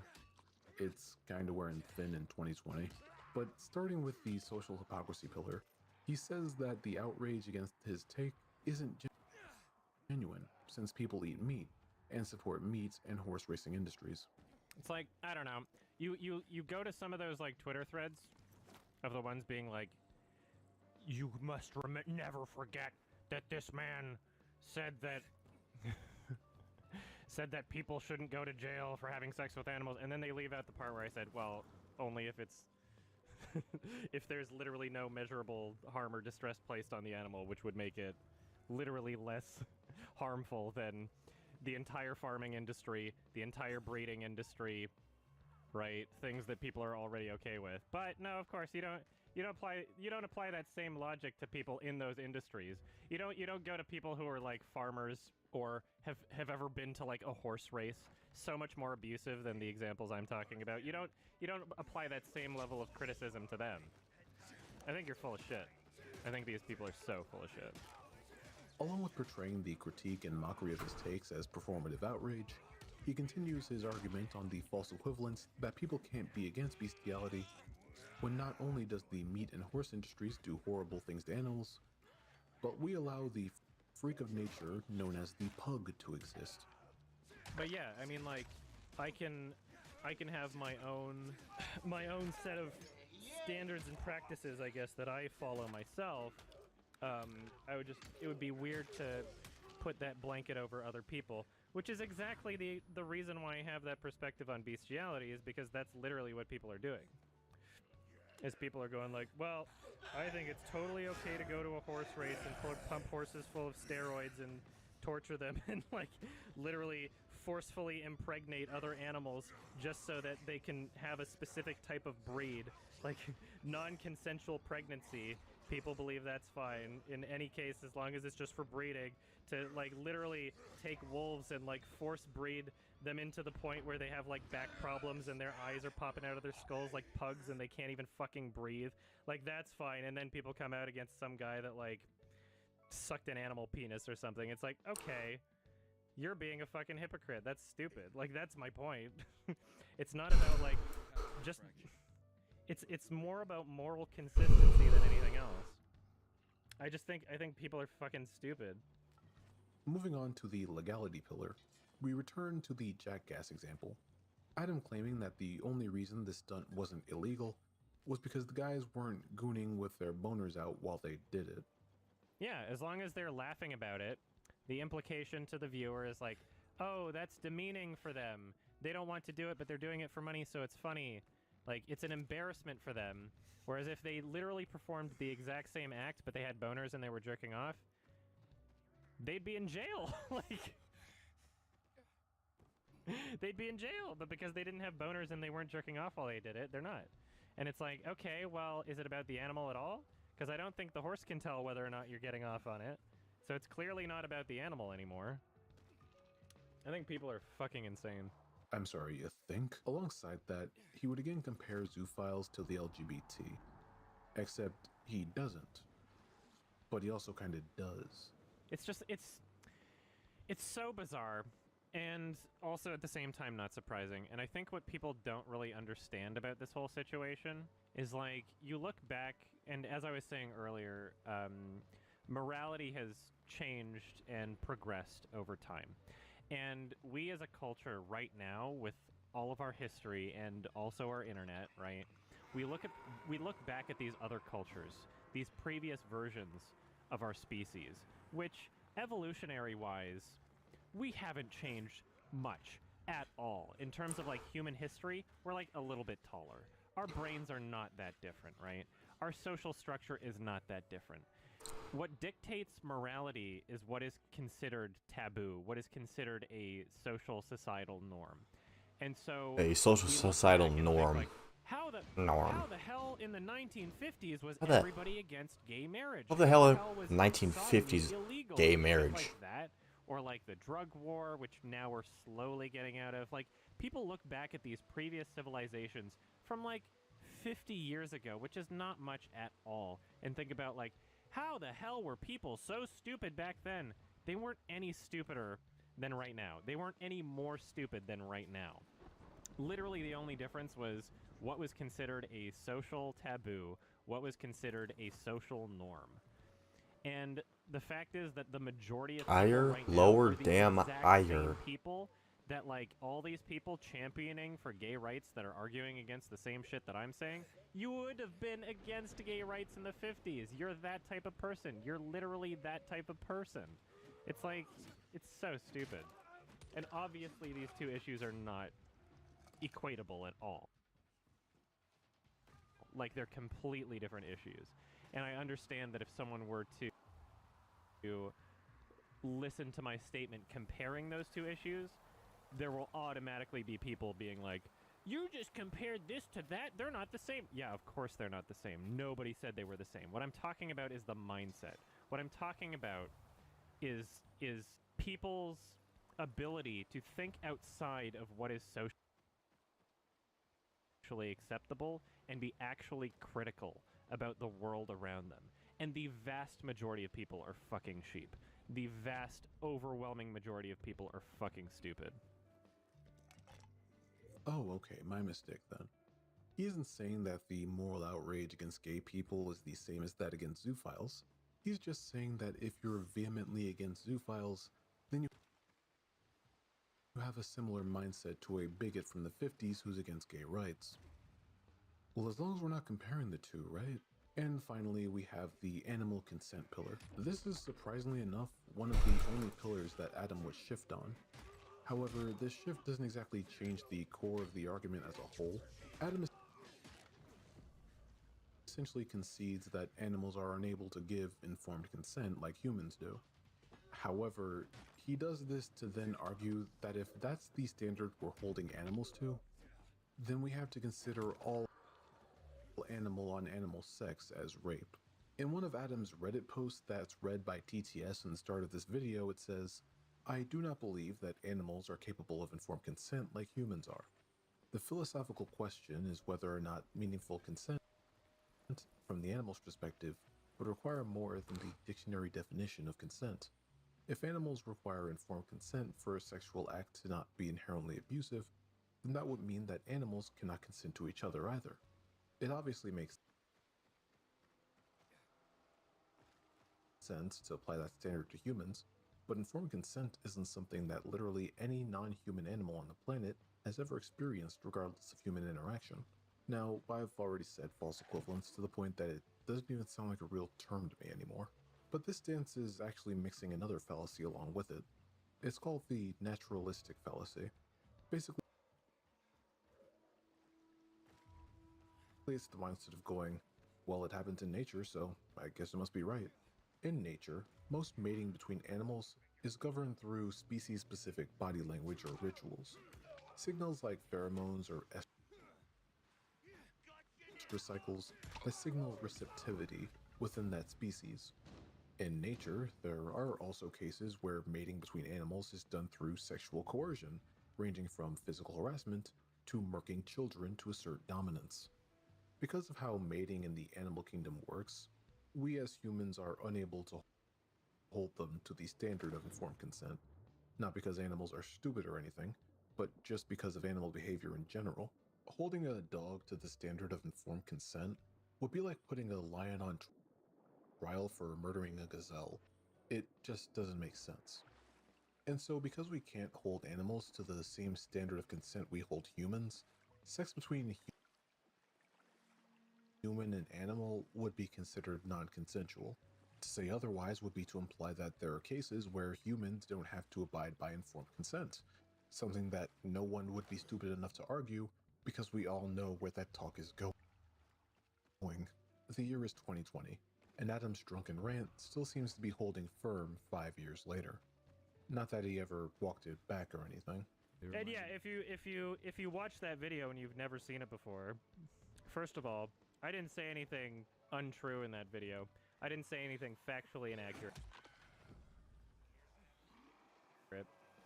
And although my tone came off as, like, kind of whiny, right? Like, that would be the only real issue I have with that, other than the fact that, like, I didn't clarify my position enough for people, supposedly. The arguments never changed. The only evolution these statements have undergone is being layered with more and more comparisons, now including the equating of consensual zoophilia to something like fucking Stonewall. This is Adam's framework, and over the span of 5 years, his beliefs have remained completely consistent. Now, let's see what happens when those same beliefs reemerge 5 years later. So, after his 2020 stream, Adam largely stopped discussing his zoophilia framework in more public streams and videos. For the next several years, the topic seemingly went dormant. It didn't die out per se, it simply went dormant. The genie was already out of the bottle, there was no putting it back in at this point. However, these opinions of his would rarely resurface on their own. More often than not, they would pop up as a secondary controversy whenever Adam faced public criticism for something unrelated. One example I could find was back in 2024, where his 2016 review of the film Moonlight had resurfaced. The score by Nicholas Britell packs an emotional punch, but it also helps the film stand out. A soundtrack mainly comprised of beautiful violin is far from what you'd expect coming from a film taking place in an urban ghetto setting. And that's one of the most important things to take away from this film, is that it's not in any way some kind of pandering ghetto gangster flick that can't go 2 seconds without playing some shitty R&B song. This is a genuine and personal film that is more about the experience of the main character than anything else. When this clip was spread, critics of YMS were pointing to its racially coded language. Alongside this, Adam's arguments against bestiality were inevitably brought back up with it, used as further evidence of a pattern of poor judgment. As far as I'm aware, Adam didn't issue any major response to this, but the point of me bringing this up is to point out that during his 5-year gap, his opinions on the subject of zoophilia were never swept under the rug. They were simply left dormant, a part of YMS lore to be litigated at any point deemed necessary. Any point, like September of this year. Rob's Media is a YouTuber I can only really describe as a variety commentator. Looking through their channel, he does seemingly just talk about weird internet stuff he finds interesting. However, it seems one of the more popular series on his channel at the moment goes by Idiot Influencers, a series where he goes over the history of multiple less than desirable content creators. On September 5th, 2025, he would upload an episode of the series focused entirely on Your Movie Sucks. This video is what I would refer to as the common sense or gut reaction to hearing the arguments that Adam makes. The video was a compilation of Adam's statements concerning the topics we went through earlier. This is the video that would bring a multitude of new eyes, like myself, onto Adam's past arguments.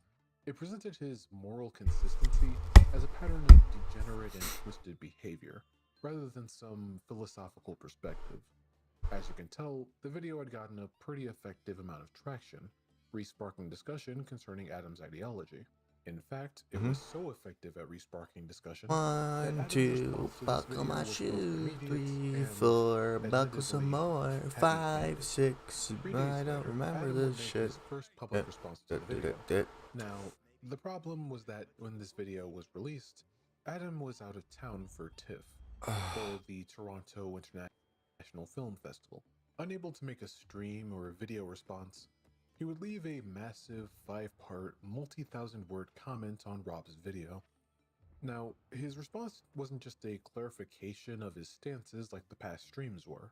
This time, Adam went fully on the offensive. He would attack Rob's ethics, accusing him of committing a scummy move for intentionally publishing the video while Adam was at his biggest work commitment of the year, as he puts it. He also accuses Rob of being fully aware of his chronic wrist pain, accusing him of knowingly putting Adam in a position where he would have to hurt himself, typing thousands of words in response to him because, again, he was out of town. He argued Rob had zero journalistic ethics, because he didn't reach out to him for comment and had actively chosen to misrepresent him to create a sensationalized hit piece. He then went on a point-by-point rebuttal of the video's claims, accusing Rob of lying knowingly and maliciously about his Prince of Egypt review, before relitigating his entire 10-year-old framework, reinstating his moral consistency argument about animal breeders. But the core of Adam's response wasn't about arguing his points again. It was to make a nuclear accusation back at Rob, something that would hopefully destroy any credibility Rob's video could have. In all caps, Adam repeatedly accuses Rob's media of not only having an audience that's provably full of minors, but also claiming that Rob was a groomer who was sending nudes to minors. His justification for this claim was that Rob's video wasn't age restricted, had displayed the user handle of Adam's public not safe for work Twitter account, made a joke about Adam having sex with an African American man, colloquially known as getting blacked, and described pornographic artwork he commissioned of Scar from The Lion King. What really ties us all together Excuse me, is what? Adam's bizarre sexual Who obsession now? with Scar. From You what may know now? Disney's The Lion King. He loves Scar so much that he's commissioned someone to draw his persona caressing the cock of an anthropomorphic Scar. Even weirder are a full set of drawings he commissioned showing a non-bipedal Scar getting fucked in the asshole by a dildo.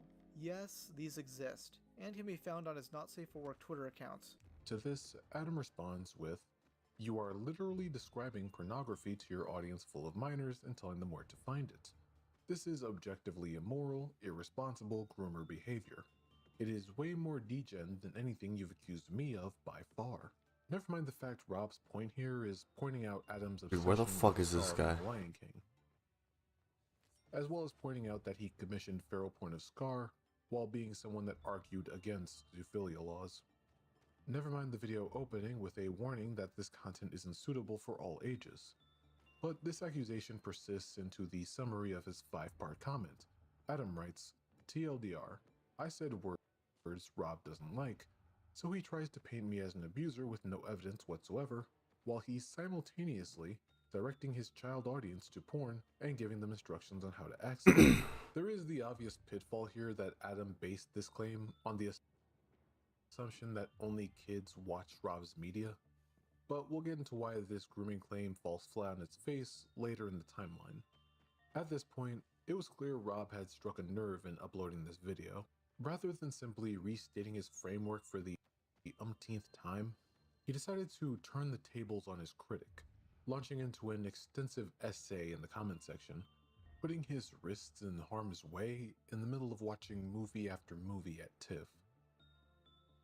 The very next day, September 9th, God, I hate this fucking level so he took the much. fight from Rob's comment section to his own main following. Where could he posting be a genuinely? I've been statement all over this damn shirt. to his Twitter and sharing it to his Blue Sky and YouTube following. In this post, he solidifies his angle of response. He told his audience that the hit piece made by Rob was intentionally released while he was on his biggest work trip of the year, and was unable to provide a thorough video response. He also frames the video as an attack on his identity, claiming that 1/3 of the video was pure speculation, 1/3 of the video is cherry-picked comments he made over the years, and 1/3 of the video was unironically shaming him for being a queer furry. Dude, it's 2025. I think the furry hate has become relatively irrelevant by now. This is followed up by the public weaponizing of his groomer claim, saying that he wouldn't link the video in this post because it contained detailed descriptions of pornographic images. He again stated, without evidence, that Rob's YouTube drama commentary slop audience has a higher than average percentage of 13 to 17-year-old viewers, and that Rob was refusing to age-gate the video. Now, as a commentary YouTuber whose audience hardly contains minors, according to YouTube at least, I feel the need to point out just how pointless age-restricting a video is. It's pretty commonplace on the internet for children to lie about their age, meaning that the age restriction function doesn't really do its job. Instead, age restricting a video realistically does nothing more than restrict the outreach of your video to just your audience, leaving it dead in the water more often than not. You would think someone with over a decade of YouTube experience would know this. You would think a YouTuber would be aware of the fact we literally have a setting where we can say a video isn't made for kids. You would think. Adam would also introduce a brand new defense, one that directly contradicted his own 10-year history. Dude, I of cannot standing fucking by find his this guy. statements. He reframed his past rants talking about the ethics of bestiality laws as nothing burgers, writing, 10 to 15 years ago, I shared my perspective on various controversial moral philosophical issues, and because I was in my early 20s, I didn't phrase myself as well as I would have today. Even here, Adam is attempting to disavow the phrasing of his arguments, blaming it on his age. Now, you could say this contradicts his previous statements where he openly states that he stood by his words. However, I'd have to disagree with that, because that would imply he's disavowing the argument, when in reality, he's just saying that he could have worded it better again. To cap this part off, Adam had also issued a call to action. In his post, he claims that Rob's mention of his public not safe for work Twitter account on a video that wasn't age restricted was unacceptable and a clear violation of YouTube's terms of service. The part that makes this a call to action is that he follows it up by instructing adult viewers to go to Rob's original video, sort the comments by new, scroll down until they see Adam's comment, and then give it a thumbs up for visibility reasons. You're probably wondering what these two things have to do with one another. Well, all I'm saying is, it would be a real shame if Rob's video just so happened to disappear a few hours after Adam posted this. So a few hours after Adam posted this, Rob's video was taken down by YouTube due to audio that violated its nudity and sexual content policy. Adam would immediately take a victory lap on Twitter, framing the takedown as a complete vindication of his groomer accusation. He writes, "Absolutely crazy that these two idiots thought sharing porn with minors was perfectly fine until getting called out on Twitter." Rob's media responded the next day, stating the takedown was clearly the result of a bad faith reporting campaign. He pointed out that the specific clip flagged by YouTube was just Null, the owner of Kiwi Farms, reading one of Adam's own Reddit posts defending bestiality, and that the original video of that clip was still up on YouTube.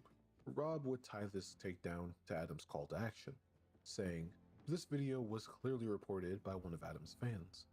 As only hours later, he made a tweet alleging that my video violates community guidelines for a completely separate reason. This was a short-lived victory for Adam, as on September 11th, the video was reinstated by YouTube, but it now had an age restriction on it. Rob's video was blocked, but Adam had still won in the sense that YouTube seemingly agreed with Adam through the placement of that age restriction. After the reinstatement, Adam returned to the comments section of Rob's video, moving the goalpost. The takedown had failed, so he pivoted back to his original complaint. Video back up, still out of town, comment still not pinned, hearted, or responded to. Absolute cool behavior. So now, things were at a standstill for the time being. As Adam was still out of town, the thorough video response that Adam had promised still needed a bit more time. He just had to get back from TIFF first. On September 17th, now back from his work trip, Adam released his definitive response. An hour-and-a-half long stream VOD. This was a stream where Adam would talk to his Twitch audience about his trip to TIFF, the video released by Fox Media, as well as the subsequent reaction to said video by YouTuber Nicholas Diorio, but our main focus is the response to the video itself. In my own cynical opinion, the stream did what it And we gotta find a ruined floor. The victim to his audience. The victim of a hit piece made by alleged alt-right child groomer, but not really, Rob's Media. Looking at it objectively, however, the response consists of two conflicting objectives. He uses this stream to both paint Rob as someone with no journalistic integrity, whose video is a copy and paste of his Kiwi Farms thread, while also arguing the exact same points he's been criticized for. The same points he's been saying over and over and over again for years. He would mention how his 2015 and 2020 statements were all just poor phrasing from a decade ago. Something that I haven't talked about for over a decade, and I honestly forgot I even, said this? because the clip's so old. Over 10 years. I don't even even know how long it was. It was like, no, it has to have been like 10 years ago. Anyway, my position, somebody asked me what I think of like the ethics of lolly, whether or not it should be illegal, right? And I said, yeah, lolly should be legal. What I should have said is at least decriminalized. Oh. Right? I don't know.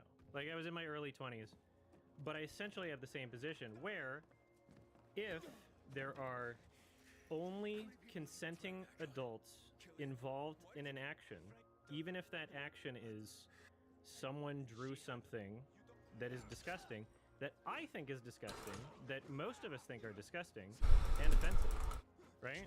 If the action only involves consenting adults, I don't think people should go to jail for it, right? That doesn't mean I think it should be celebrated. That doesn't mean I would like more of that to exist, right? That doesn't mean I would like it to be out in public and available like on a fucking grocery store shelf. That just means I, as a principled person, right, with strong feelings about like harm reduction, when you put people in jail for the rest of their lives that's causing harm, right? If someone is doing something that only involves other consenting adults, they should not go to jail. But even after blaming his phrasing, Adam would immediately prove Rob's video correct by defending the exact substance of his old philosophy. Adam reuses the example of a dog humping someone as proof that an animal can consent to sex with a human. Things that are a part of our common knowledge in pop culture, like America's Funniest Home Videos, right? There'll be a clip of like, a woman fell down a hill, and then the dog just starts humping her. And so my response is the dog not consenting to some sort of sexual act by doing a sexual act on the human, right? God sure, damn it. It's not informed consent, right? And that doesn't mean, oh, dog's humping you, therefore you can do something else to it. I never said that. Yeah, you fucking did. I'm saying that the act in of itself that the animal is doing is one that it is consenting to, right? No, it's not. It doesn't know any better. It's a dog. Not by my version of consent, which is informed consent. So my standard for the people that I have sex with is informed consent. You don't have sex with people, buddy. You don't. Consent, actually, enthusiastic consent, right? You had the legal argument that laws should be based on physical harm rather than moral disgust, and to do otherwise is punishing a thought crime. This also leads into the social hypocrisy argument, that animal breeders perform these same actions without moral outrage, claiming the law to be inconsistent. One of these controversial subjects is animal welfare, specifically like human-animal sexual interactions, right? And my position has always been that even though I would like it not to happen, even though I don't like that thing, you know, I have no interest in it, and I would prefer if other people don't do it. If you give me a world, you know, where no people are doing that versus a world where people are doing that, I would choose the world where no people are doing What is wrong with this dude's fucking hitbox? That's always been my position. However, I do find it stupid that many of our legal policies regarding this issue are not based on the welfare of the animal, right? And so if you look at the things that we consider to be acceptable, ignoring the meat industry, right? So literally just animal breeders, and you can do that for fun, right?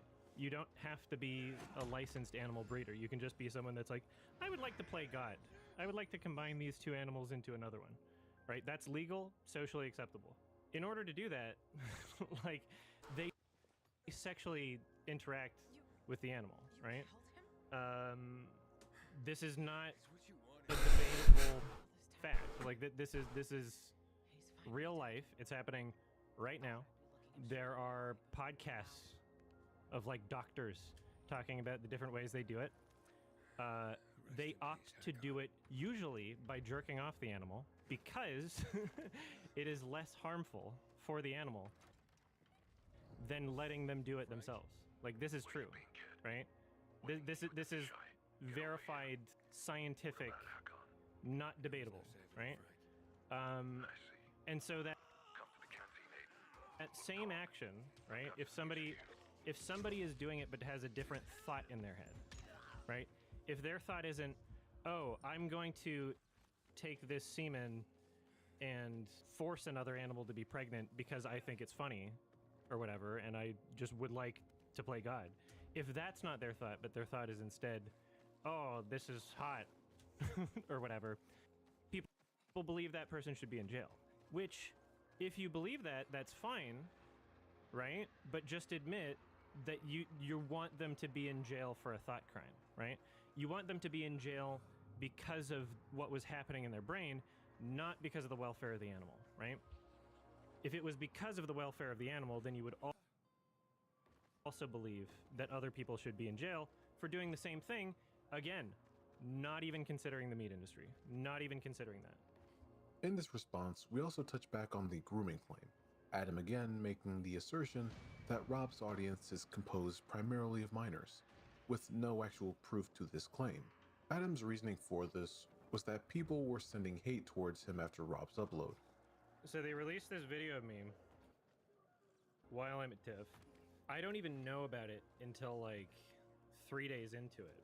And the only reason I find out about it is because I'm getting messages on my phone being like, "You're a pedophile," posted to my Facebook. I'm like, what?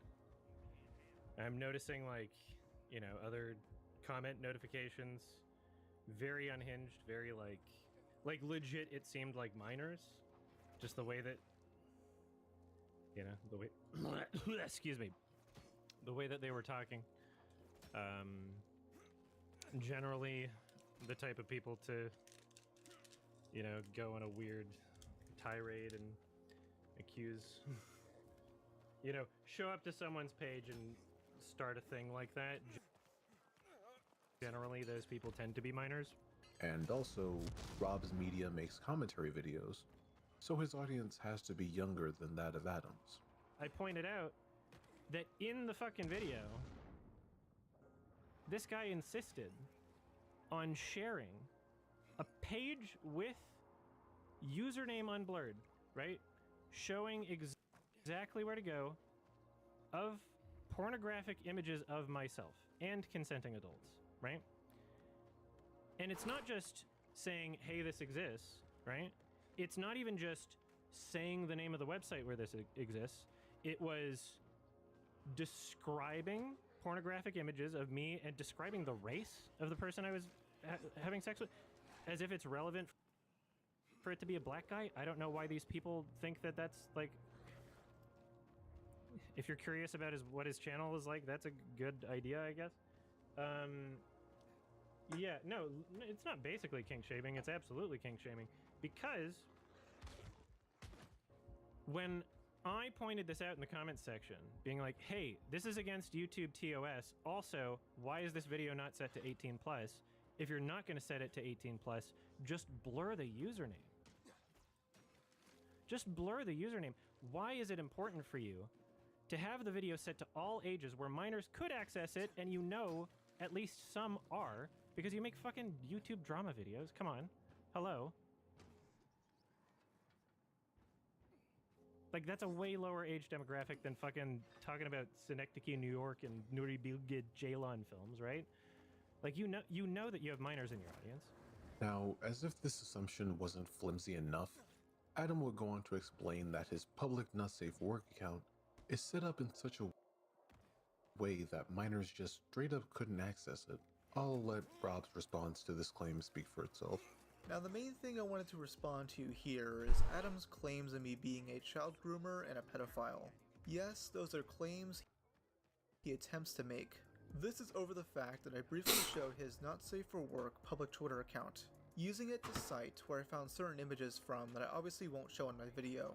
Adam thinks that simply mentioning it and describing posts on it means I'm luring 13 to 17-year-olds to pornographic content, which is moronic in multiple different ways. For one, I have a content warning at the beginning of all my videos.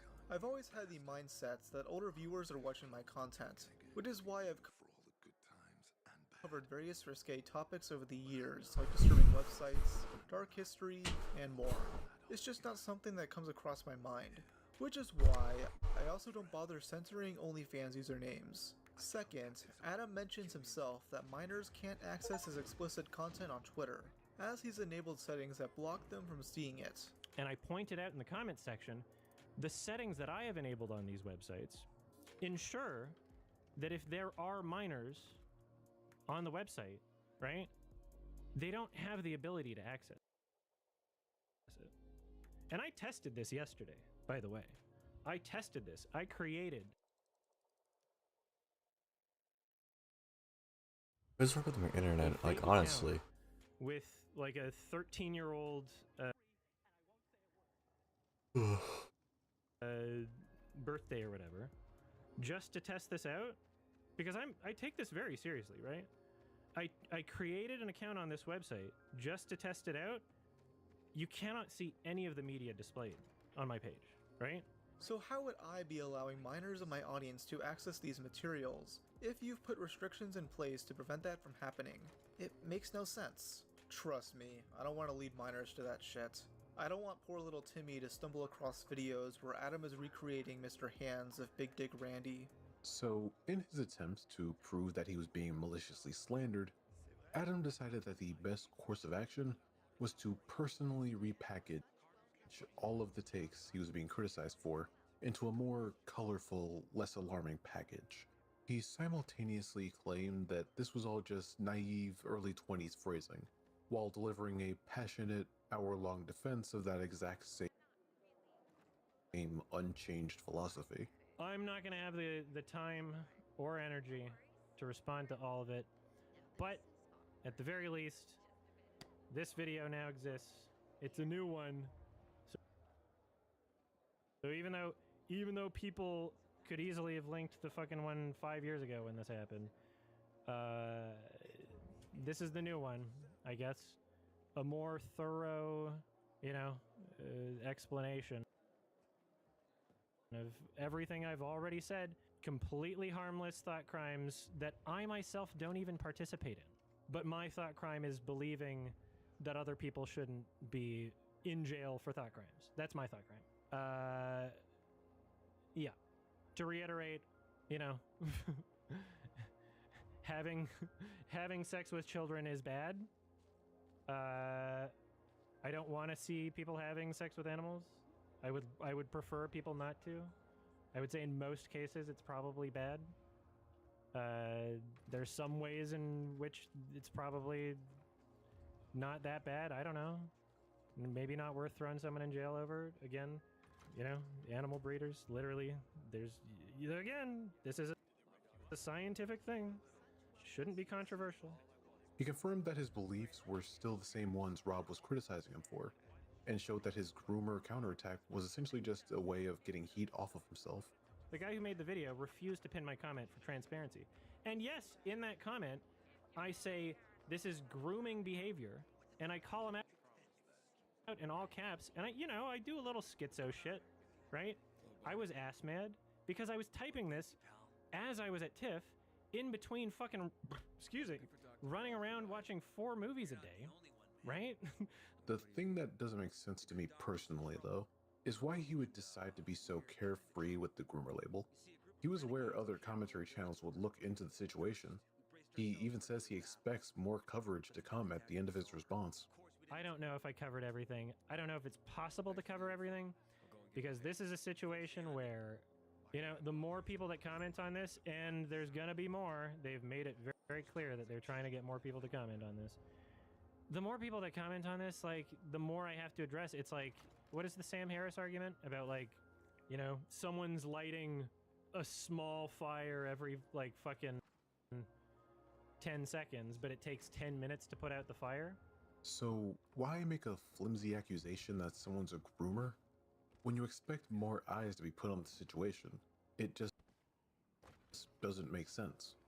And since we're on the topic of eyes being put on these claims, 9 days after Adam's response, we would see one of the first major rebuttals to Adam's stream, that being a video posted by the YouTuber Nick Andros.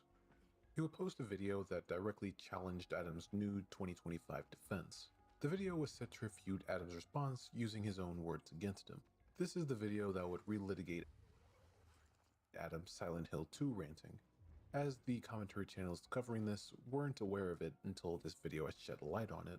Nick Andros used this clip as proof that Adam's devil's advocate arguments weren't just philosophical exploration, but an outright endorsement he's been arguing for onwards of a decade. Nick Andros also uses this video to point out another hypocrisy with Adam's groomer claim against Rob, pointing to a past video where Adam is searching up predator porn during a watch-along of the movie Prey. In his response to Rob's video, he decided to accuse him of sending nudes to minors and for grooming children. He repeated the claim on Twitter and then retweeted an implication that Rob is a pedophile. What's the basis for these claims? Rob showed the name of Adam's NSFW Twitter account and described some posts from it. Adam claims he is worried about kids being funneled to the account through Rob's video. So why didn't he set that account to protect it? It's his account. If he genuinely believed that masses of minors were flowing to it, shouldn't he have done that? Adam clearly doesn't believe that this is a real issue. It's a total distraction. He did a bit in one of his videos where he shows himself going to a furry porn website and then describes some of the posts. Make love, not war. Why can't they use a professional movie budget for CG for something that's actually worthwhile? Like pornography. Predator pornography. I should look some up right now.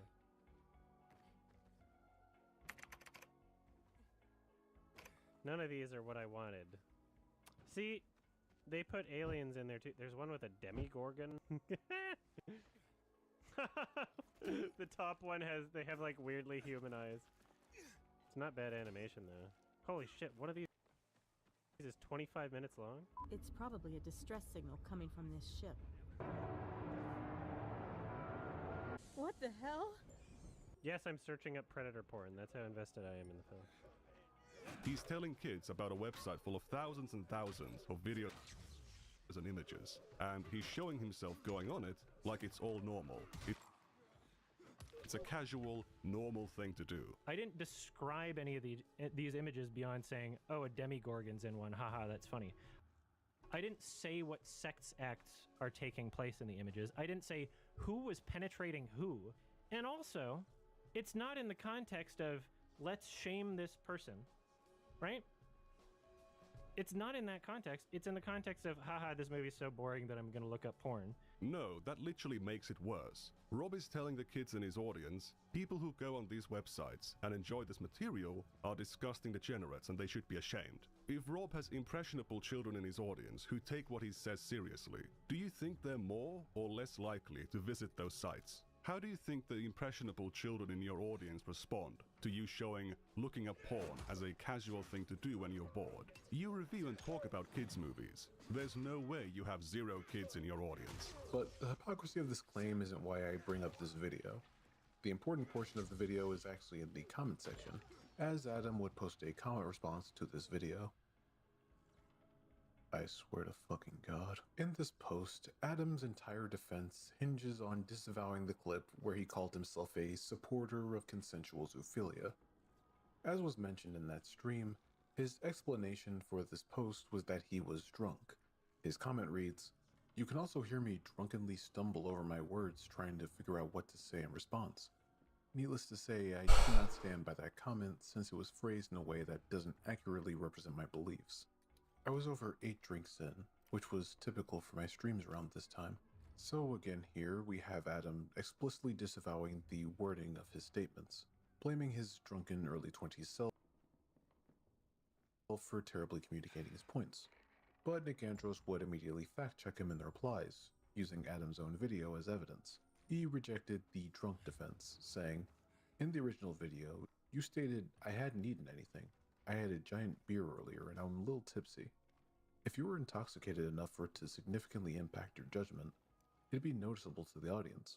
Then he pointed out that Adam wasn't just misinterpreted, he was actively lying about his past position. At the 56-second point of part 4, you state, Because I used to be like very anti-zoophilia, like anything. You know, I used to be like, it's wrong no matter what happens. The implication is that you're now not anti-zoophilia. How do you describe that position? Could it be a supporter of zoophilia, like you said? Adam tried to pivot back to his harm reduction argument, comparing his stance on zoophilia to his views on scat fetishes or hard drugs. These are things that he doesn't want to indulge in, but doesn't believe people should be jailed for these things. Nick Andros dismissed this entirely, arguing that Adam was missing the entire point of the public's disgust. He states, "The big piece that you're missing is that in most people's eyes, their issue with zoophilia isn't just how it affects the welfare of the animal, it's also about what it says about the person. Wanting to engage with animals sexually is a sign of severe mental illness, and people are concerned that they're potentially dangerous in other ways." To put it bluntly, this interaction was a disaster for Adam. It presents just how flimsy the excuse of being drunk during these clips is, when the statements he's been making for years on end are disavowed due to a few drinks. What this interaction should have made clear to Adam was that not everyone who views these ramblings of his will view him as some internet philosopher, nor are they really obligated to. Some people, like those in the comments of Nick Andros' video, will see him as a liar who was finally forced to disavow his past wording, not out of a change of heart, but because someone had called him on it directly. On October 22nd, Rob's Media posted a video in response to Adam's stream. We've already touched on the more prominent parts of this response, such as Adam shooting his groomer claim in the foot, as well as the hypocrisy of it being pointed out. But something that stuck out quite a bit to me was Adam's persistence to try and get into contact with Rob after his upload. Despite lying about me multiple times regarding this, he's whining about how I won't pin his lengthy essay under my video. Oh, and he wants me to heart it as well. Yeah, let me heart the comment where he slanders me as a groomer.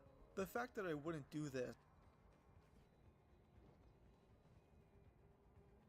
drove him insane, as he DM'd me, begging for his schizo meltdown to be pinned.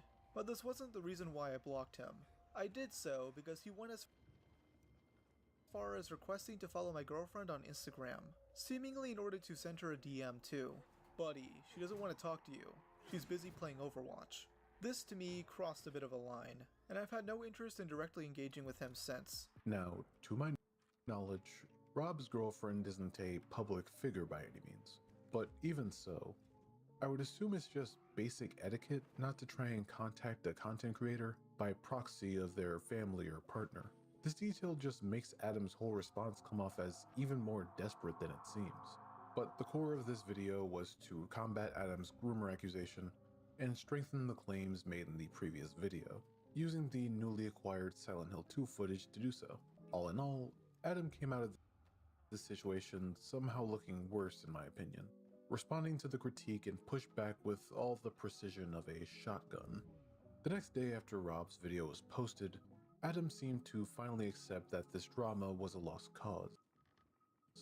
After a discussion with Nick Andros and his groomer narrative failing to hold water, he would post a Twitter-only post with replies disabled. Adam would technically disavow his past arguments.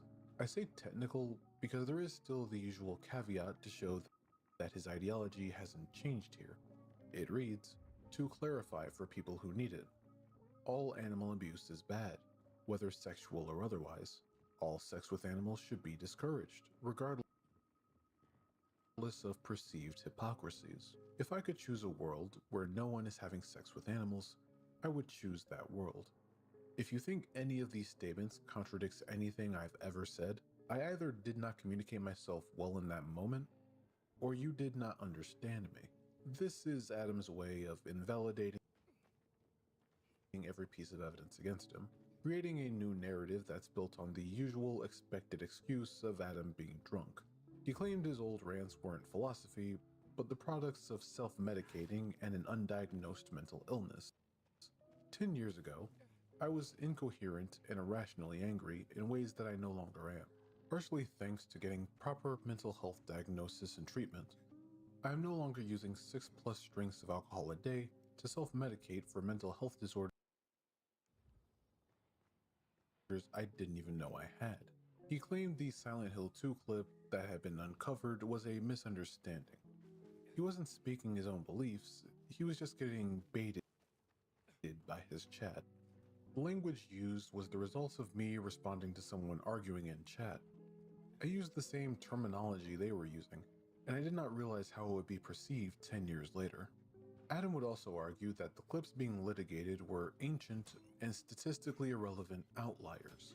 The 1% that contradicts the other 99% is not what makes up a person or their beliefs. No one is completely consistent over 15 years. People change. Ideas evolve.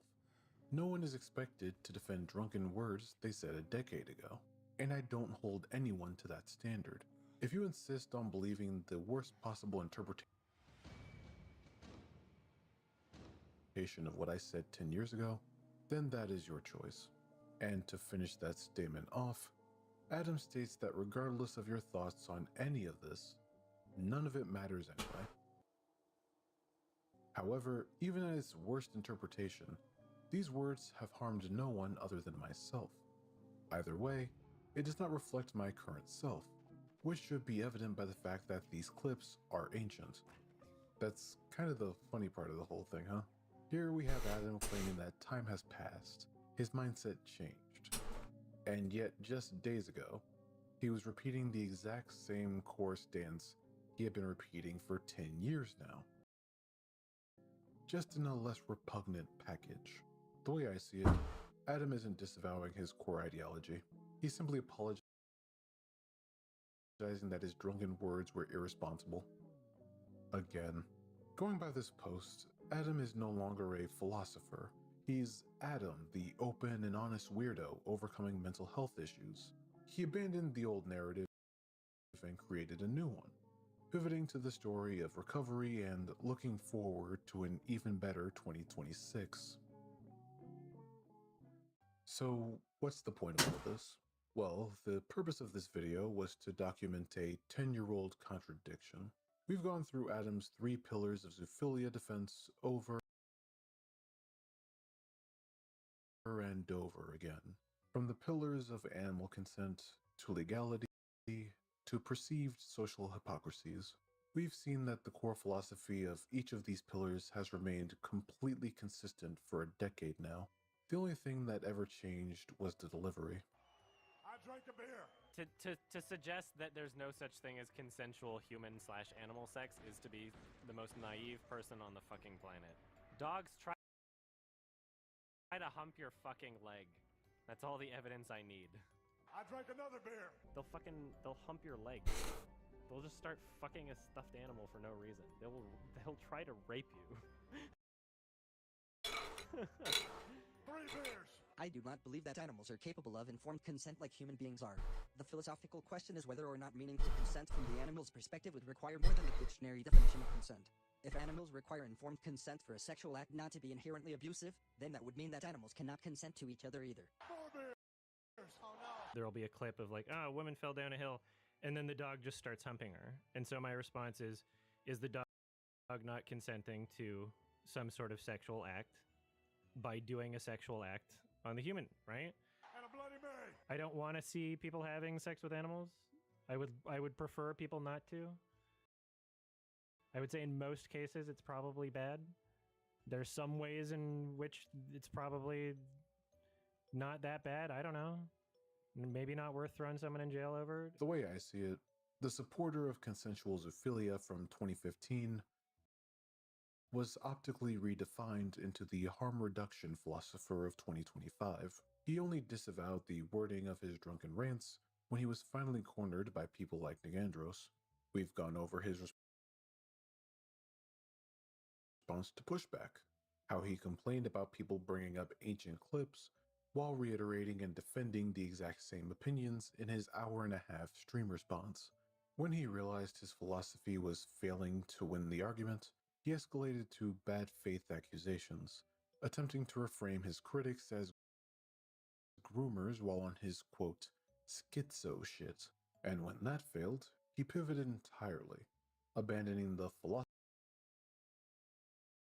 persona, or fursona I should say, to rebrand himself as a victim of his own drunken rants and mental health disorders. This video isn't me trying to form some kind of hate campaign towards Adam. It's not even some attempt to change his beliefs. I'm quite aware the internet breeds a lack of motivation when it comes to seeking internal change of any kind. The main purpose of this video is that of a cautionary tale. It's a 10-year-old case study in how a simple refusal to take an L can blow up into a crash out fueled by frustration and deflection. And furthermore, this is a video providing the full context that seemingly has been scattered in a sea of unlisted streams and bad faith arguments. I'm not asking you to cancel the guy, just to know what you're getting yourself into. This is YouTube. You can vote with your view however you want. And if after seeing this display you have no issue watching the guy, then it is what it is. This is this and that is that. All I ask is that you take a lesson away from all of this. That lesson being that no matter what your persona may be, we can all agree on the fact that we are not horses. Okay, but seriously, the lesson here is to think before you speak. Especially if you plan on speaking 10 years from now. That's about it. Stay safe out there.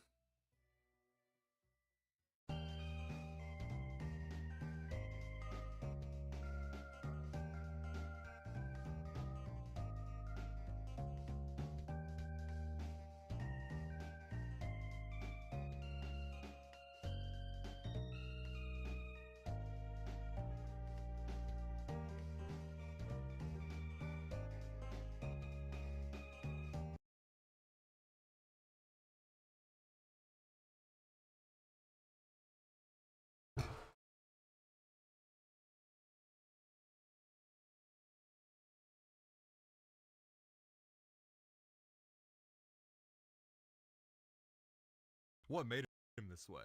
What is the attraction? What keeps us fascinated? A wise man once said, many times. For over a decade, Chris Shane was the internet's favorite horror show, the most documented lolcow of all time, the Sonichu guy, the trolled to insanity cautionary tale. But in 2026, no epic meltdown, no grand finale, just a 40-something ex-YouTuber wandering between Walmarts, card shops, and extremely schizophrenic Twitter posts while everybody quietly moves on. The reality is, Chris Shane is boring now, and that's exactly why this is the last chapter. This video is about how Chris Chan fell off. Hello, ladies and gentlemen, girls and boys, and dudes of all teenagers.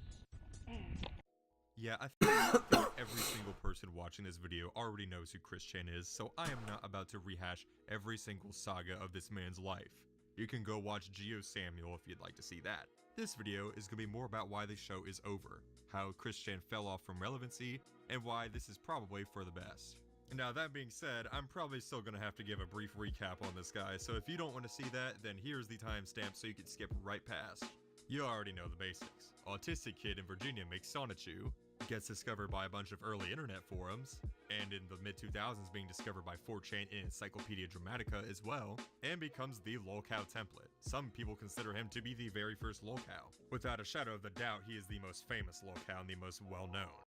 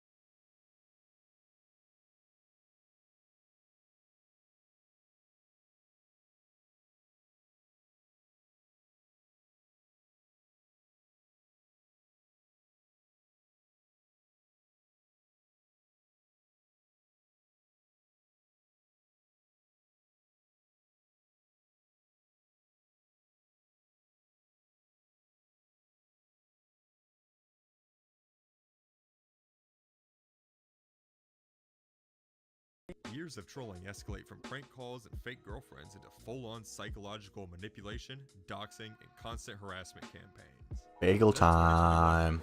The leaked phone call where Chris openly describes sexually assaulting his elderly mother and the incest threats turns the internet clown into an actual sex offender. This is the point where Chris Chan went from a lol cow to what is known as a horror cow. Lol cows that have committed some very atrocious crimes against humanity. A very well-known example being Cyrax. Chris is arrested in August of 2021. What was I doing when Chris Chan got arrested? I remember, just like how people remember exactly. What did I do when Chris Chan got arrested? That is a good question. What they were doing or what they were wearing during 9/11. Where were you? I remember that me and my cousin went out fishing.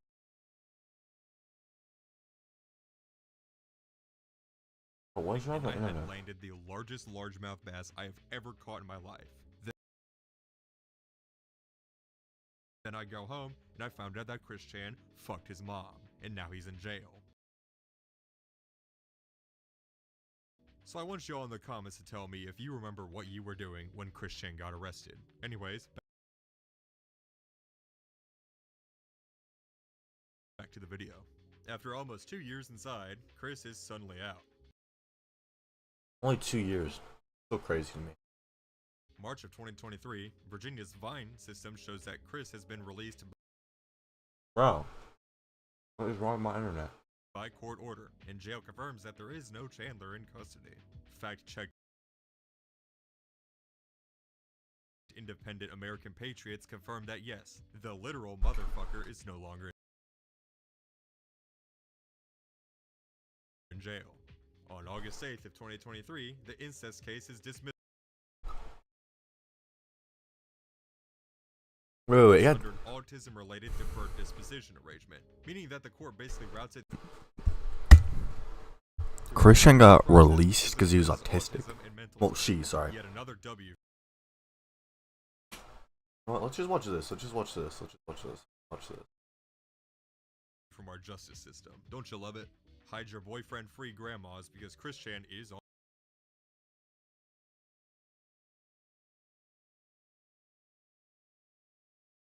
on the loose. You know, it's kind of similar to what happens to people like Daniel Larson and some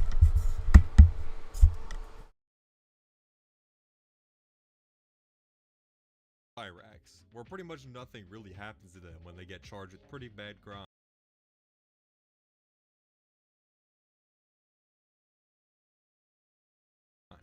They always just have some kind of metaphorical plot armor that God just gives them for some reason. You God, what is wrong with my internet? know, it's I'm gonna cut down the internet. Too weird to live. I'm gonna cut down the internet. They have pretty much nothing to look forward to in the free world. I'm gonna cut down the internet. Yet they're kind of just thrown out of jail for some reason. And the biggest reason as to Chris's fall off from relevancy that you're gonna find in this video is I'll cut down the he internet. hasn't been doing a whole lot. You know, there really just isn't much to talk about, and you know, he's been kind of cited like Bigfoot everywhere. Like, there's these pictures that come up, and it's clearly just people taking pictures of him in public, which, by the way, don't do that. That's fucking weird. But anyway, that's basically all there is. So there was like a point in time for like a solid almost a year where we knew almost nothing about what he was doing. Basically, all these cow tubers who were previously just rolling in it from making all this Chris Chan money, they basically just had to speculate for a pretty long time on his actual whereabouts, you know? It was definitely a strange change of pace. But yeah, anyways, once Chris was free, the quote-unquote lore drops turned into something that would have been completely unremarkable about 10 years ago. It had basically just been like how Chris Chan was in the 90s. You know, people would take pictures of him doing random things in public, mostly just playing trading cards, doing stuff at 90s. and being out in public. That's like however, early, like late odds, 2007 type shit. With speculation. A recurring blonde woman, later known as Flutter, appears with Chris in multiple sightings in 2023 and 2024, from local restaurants and airports to even trips abroad. By late 2023, it's confirmed that Chris had his own car again, and he was basically just driving around and living a low-budget, Sigma boy exciting Ligma. life. You know, that's honestly kind of relatable. In 2024, I didn't see those multiple comments. sightings of Chris out in public, while emphasizing that his online presence was heavily declined compared to the 2010s. Threads and posts about him were increasingly read like, "Saw Chris today, he bought snacks, that's it." He isn't streaming epic freakouts, he isn't responding to all the trolls, he's just standing in line at Sheets like anybody else. Also, another thing, Chris Chan has kind of gained a huge spike in notoriety pretty much ever since the whole Geo Samuel documentary came out. Gamer from Mars also made another very successful documentary series on YouTube, and that definitely exposed a lot of people to Chris Chan. Boy, I'm gonna. Okay, now I just feel like I have to do this first time in. Oh no. No. Oh, I hate that. I fucking hate that clip so much. Oh, okay, we're skipping that. Yep, Situation that put him in the mainstream.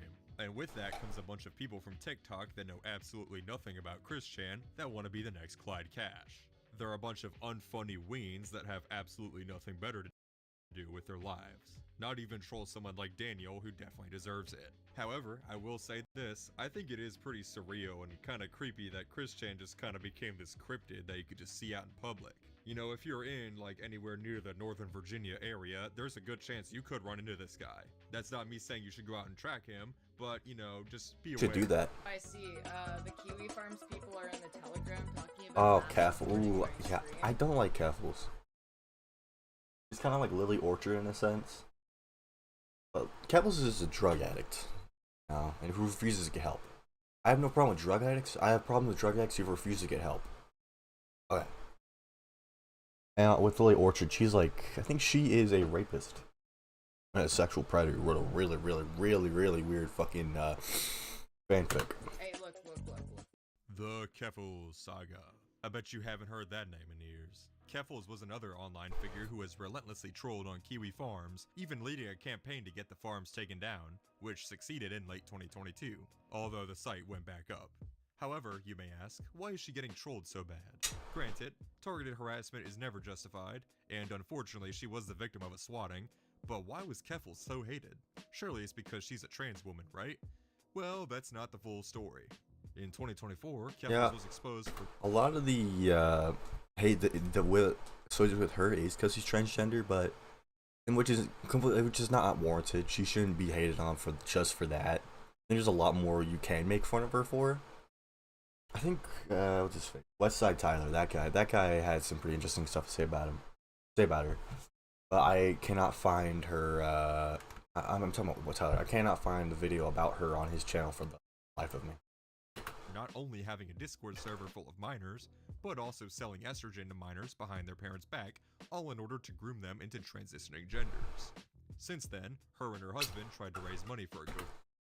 I would say she groomed them into transitioning genders. What I do have a problem with, I don't have a problem with like transgender people at all.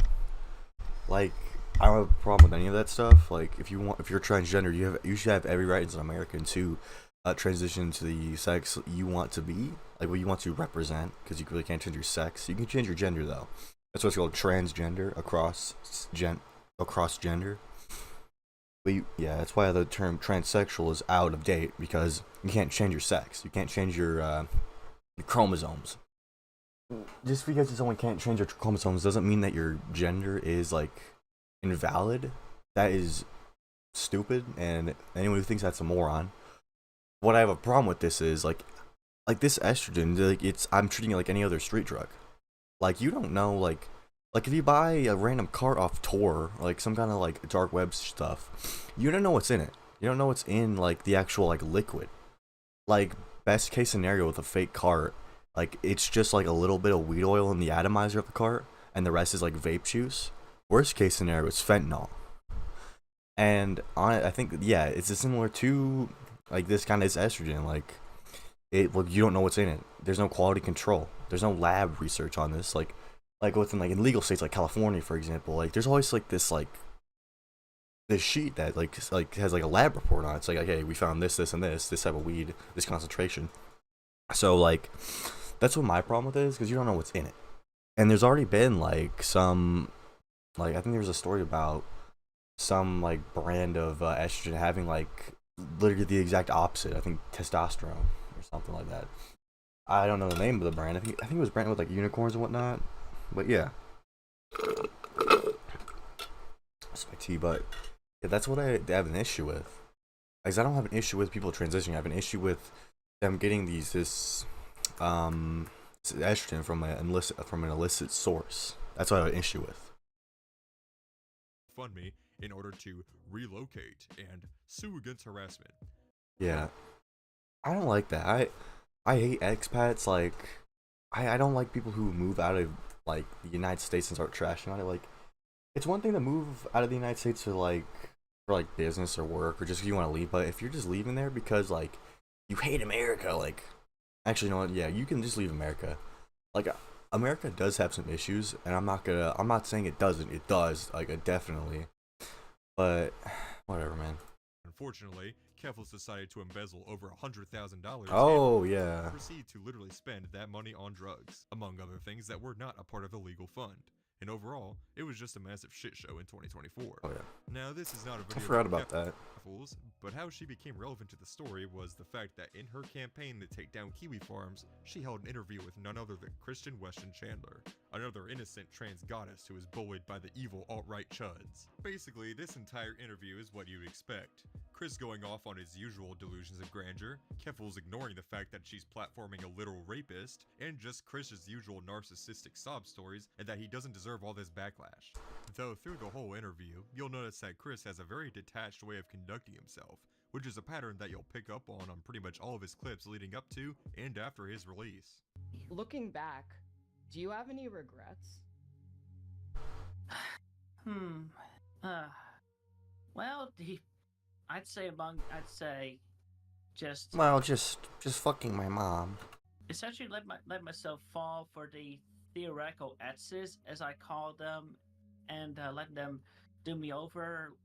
The blue spike that held my PlayStation Network accountable and saw the loss of Sanchi Medallion #2. And I do appreciate that, they had to help shape and develop me mentally and emotionally so I could have that damage within me to be stronger and more ready for it in the longer run, so I could actually finally do something about it within present tense in the recent years, especially after I managed to clear my mind over the past couple of years. So every blessing counts.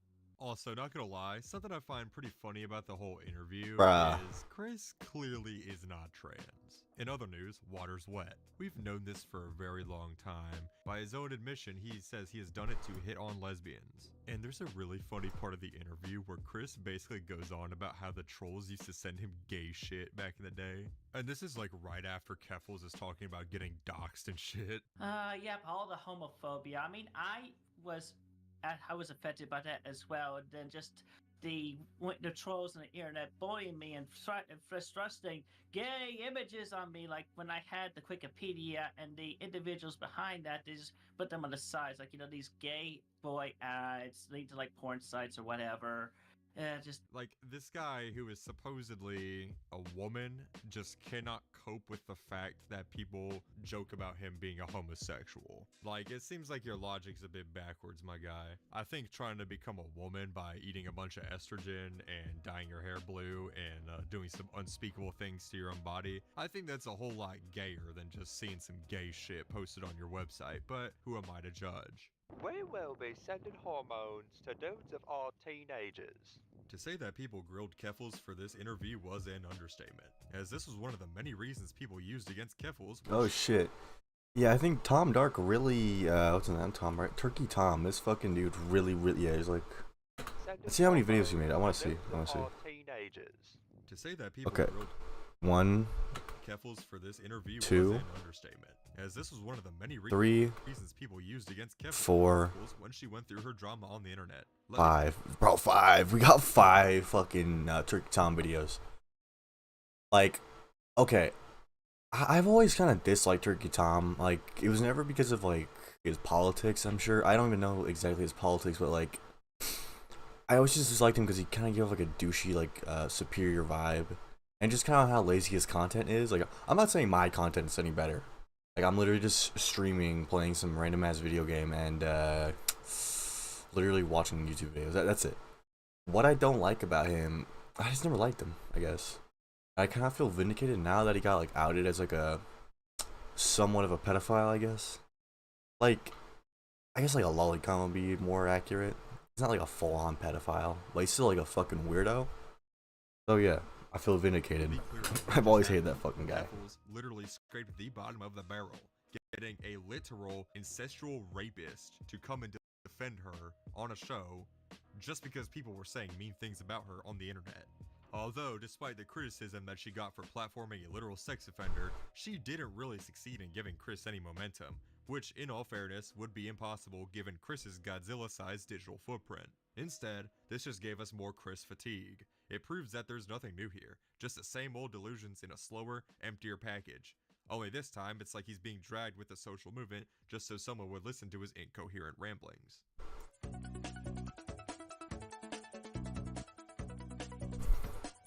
Now, another thing to happen later in 2024 was definitely something that spiked Chris Chan's relevancy, and it all came from one of his otherwise boring live streams.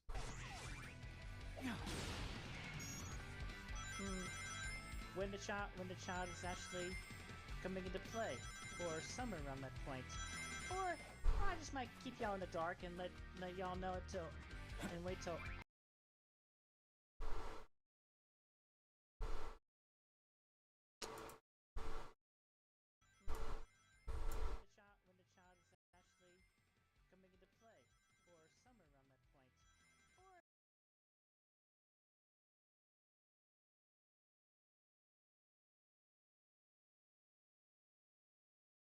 That spiked Chris Chan's relevancy, and it all came from one of his otherwise boring live streams.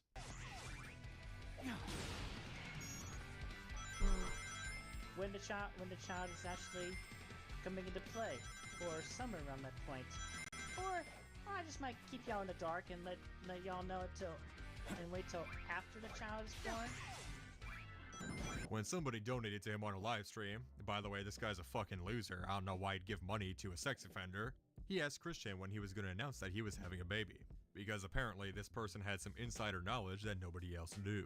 And Chris decided to give an alarmingly vague response. Now, of course, as you can imagine, everybody lost their shit when they realized that Chris Chan could be possibly having a child. And for good reason. This guy is just about the least qualified person to be raising a child, along with the fact that he has said some pretty disturbing things about his own hypothetical children in the past. But alas, nothing came out about this. There is no evidence that him, and presumably Flutter, were having children. And thankfully, that ended up being the case. And also, I think it was obviously just bullshit. Chris is the most unreliable narrator ever. He's literally deranged. Although I think the concern is justified, he is definitely not having children. This is just one of his delusions. And I hope, whoever Flutter is knows about this, and does not let it happen. You've written those smut fanfiction. You shipped me with Barbara. You shipped me with that Snow Lights. For a long time, Chris wasn't just a lol cow. He had become a horror cow, as I mentioned previously. Obviously, the biggest horror cow event that he had ever done was Boinkin' Barb. But also, there were jail letters about him being a literal goddess, dimensional merges, and cosmic delusions that turned the story from goofy to genuinely kind of unsettling, both for those who are uninitiated with Chris and for Christorians alike. And most importantly, some of these letters even confirmed the sexual abuse of his mother. Shit. I forget the name of the saga, but I think it was called the Idea Guys, yeah? So, the Idea Guys had, basically just, like, psychologically tortured Chris Chan. Like, that's the kind of, like, closest thing I could find, like, that's similar, yeah, manipulated. They had manipulated Chris Chan into thinking something about, like, a dimensional merge, and they're, like, a god or something, like, yeah, they just kept, like, manipulating Chris into, like, feeding into their, like, delusions. Like, I've seen some stuff talking about, like, what kind of disorder Christian can have other than, like, you know, autism or whatnot. I don't really believe them all that much because, like, you know, they're, what do you call them, Christorians or some shit. But yeah, it's kind of crazy to see people, like, you know, it's kind of crazy to see that Christian went from drawing comics to fucking his own mom. It's an interesting, evolution. This had stopped being a funny train wreck and became a genuine true crime case.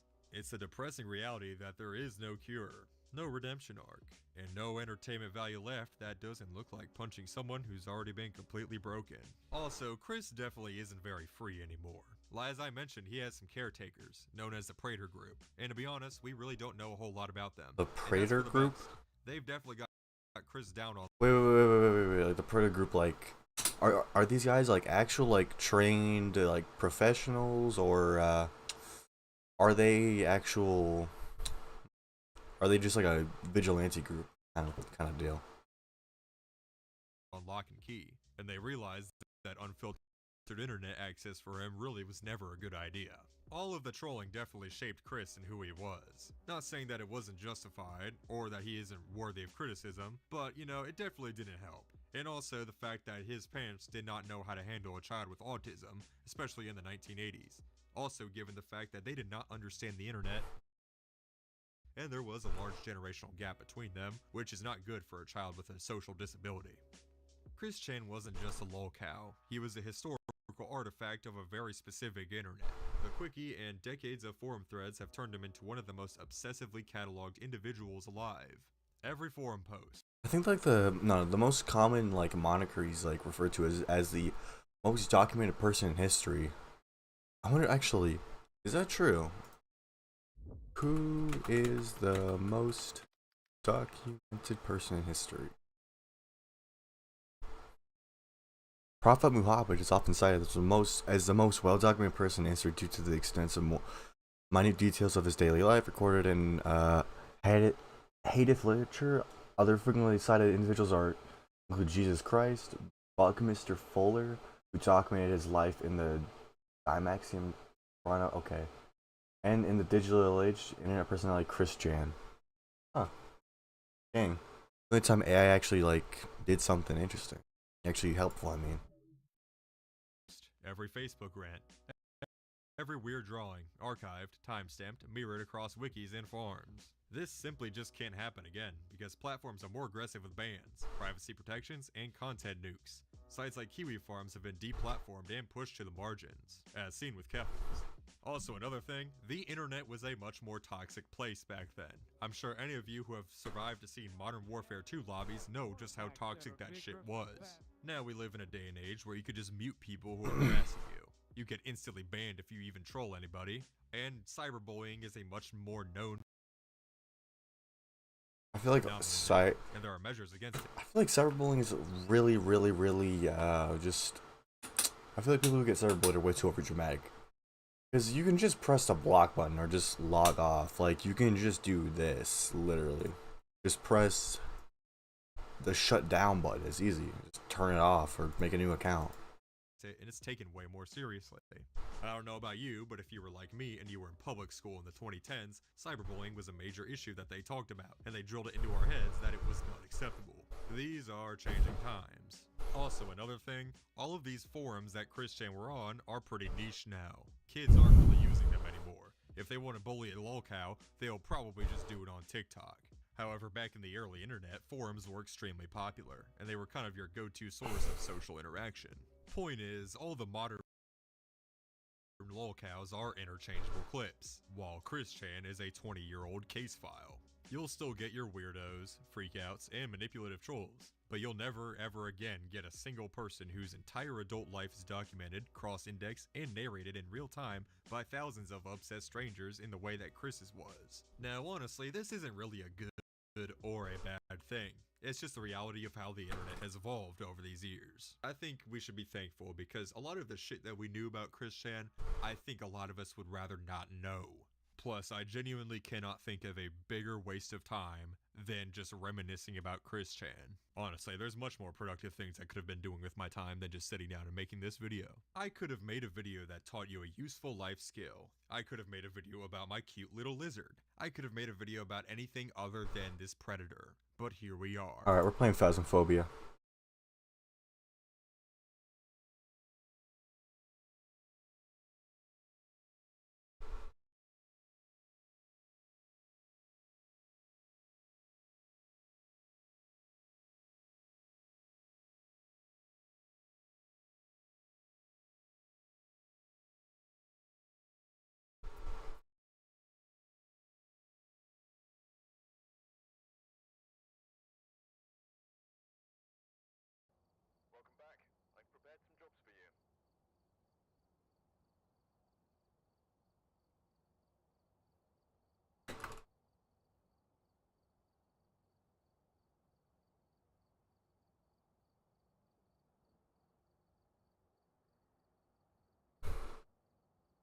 Ah, fuck.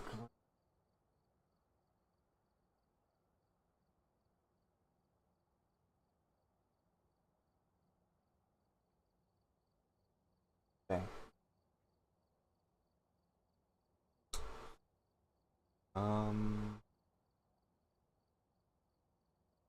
I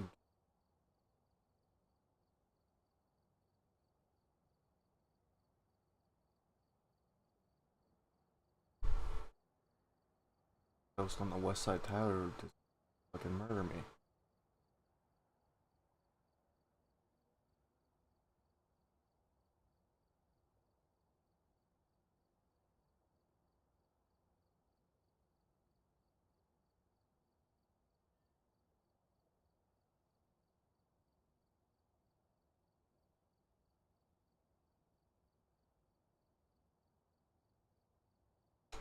Oh, someone joined the stream. What's up? I feel like I have to perform, like, let me like start juggling or some shit. I don't know how to juggle, but I'll learn along the way. You know how it is. It's real like alpha male shit, you know. Actually, you can buy my course at www. No, they left. No. Damn it. Should have at least left a fucking comment.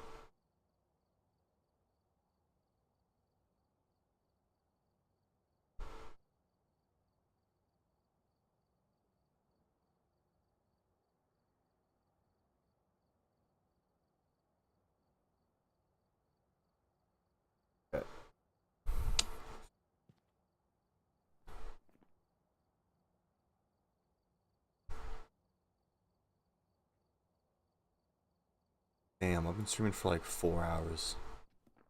Shit. Okay. Which drops? Rewards watching streams. Dropping campaigns are a fun way to get in-game loot. If the channel is pissed in a drop campaign, you'll see a message at the top of chat about the drop campaign and how to earn rewards. No. That sounds cringe. Ooh, we got 2 people. We got 2 people, bro. I need some chats right fucking now. I need you to write something. Anything. Please, I'm begging you.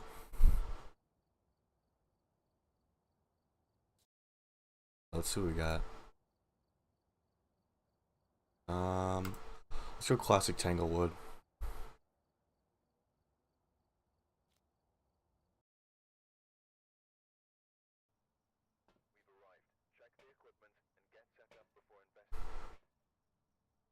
Alright,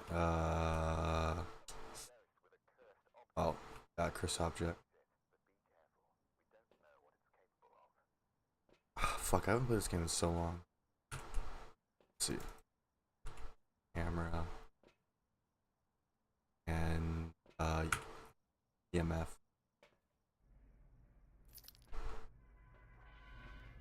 Guys, to the 2 people here, I think I've really made it. I went from zero views after 3 hours to 2. Honestly, I think the fame's kind of going to my head. I think it is. I don't like I'm into it, but yeah, I think I might just pull a Leafy and just like start driving around like Las Vegas in a very fast car, but really drunk. That's what I'm gonna do. I don't know where I'm gonna get the nice car, but you know, I'll manage. Okay, let's see.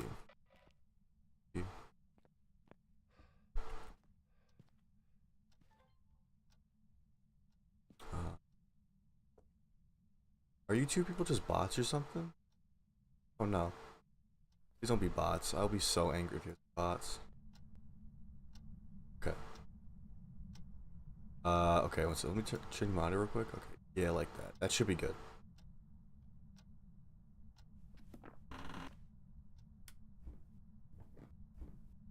Off.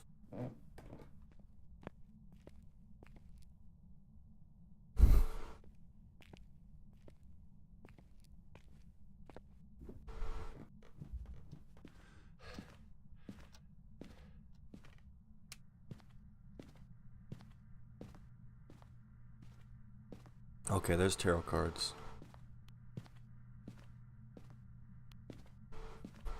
But could you guys actually put something in the chat real quick? I want to see if you guys are real.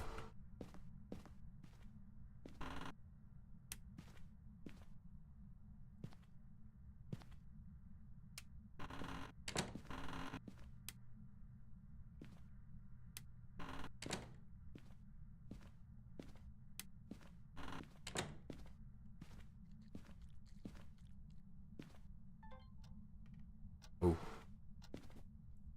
Oh, I'm hearing like noises. Oh shit, this might be the room.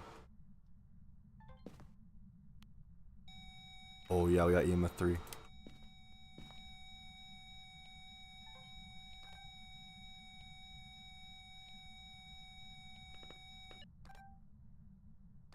Oh shit, did we not get it?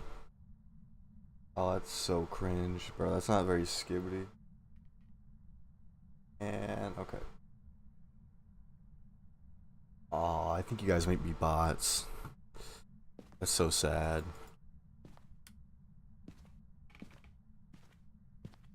Yeah, we got like no hiding spaces. Let me check her here. Yeah, nope. Oh yeah, right here. We're good. We're chilling.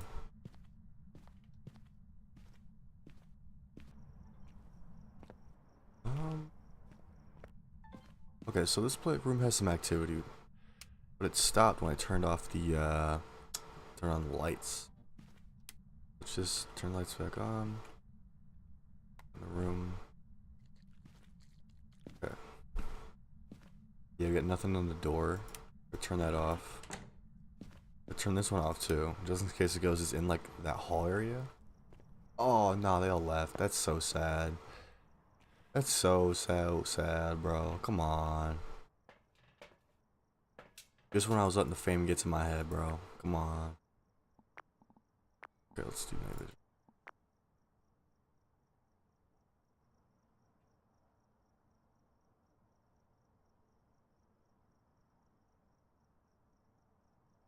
Oh shit, yeah, we got.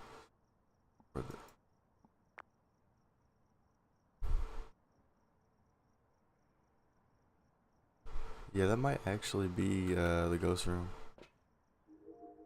Yeah, we found that fast.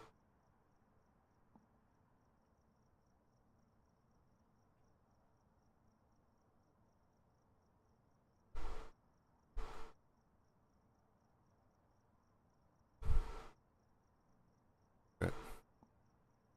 Let's go with some more dots maybe, and let's go. Maybe we can track the ghost for a bit. Let's go with crucifix, not crucifix. We got dots and motion sensor. Yeah, this motion sensor, that's dots. Yeah. Oh, the lights are on. Very cool.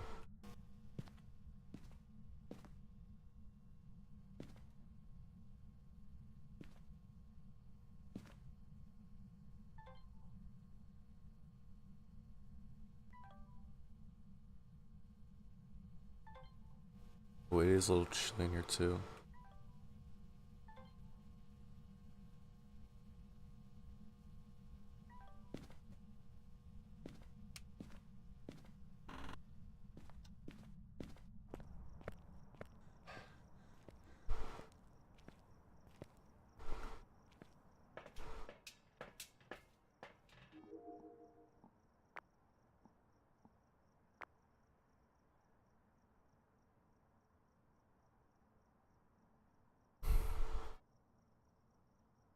So yeah, we're getting motion detection.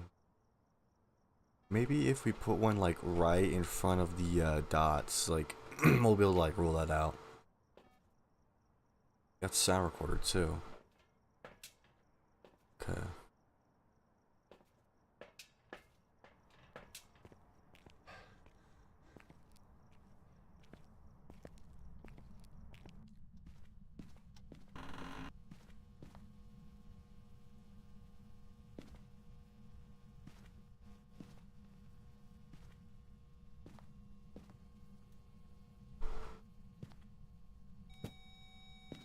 Oh shit, yeah.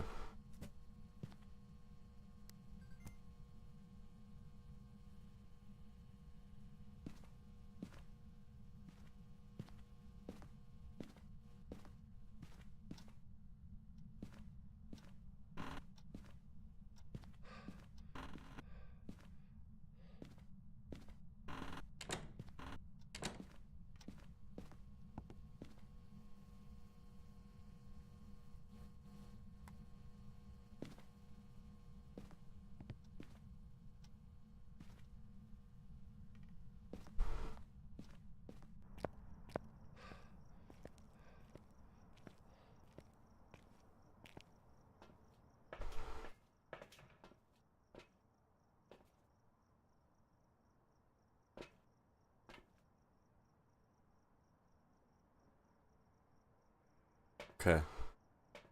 I'd say, yeah, we should get a tripod for that camera. Yeah. We gotta get some of this. Oh, yeah. Temps. And tripod. The camera. I don't think it might be it might not be the nursery. So, I'm kind of confused, honestly. Yeah, we're getting invisible breath, so let's check.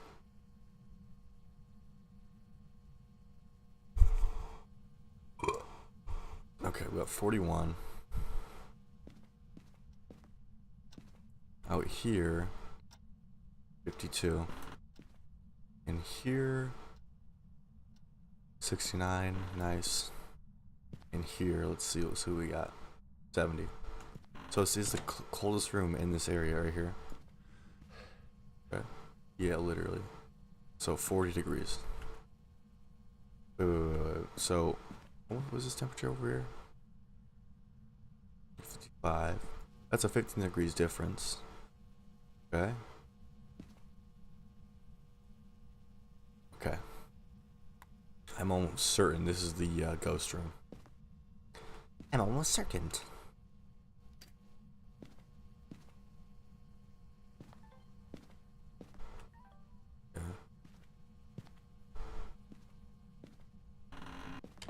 Let's put the motion sensor like right. Yeah, right there. That should. Yeah, that's C. Oh shit! It's right there. Fucking freaky. Okay, so if it is, so it's not dots. We know that for a fact. It's not dots. But it does throw stuff like a lot. It's very aggressive like that. Did it? Yeah, no, it's not.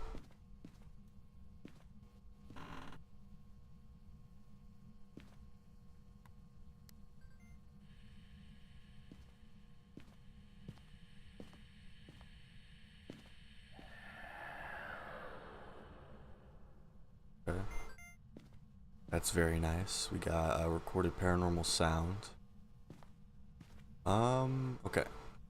I haven't played this game in months. Like last summer, like I was super obsessed with this game. Like I think I racked up like a fair amount of hours playing this game.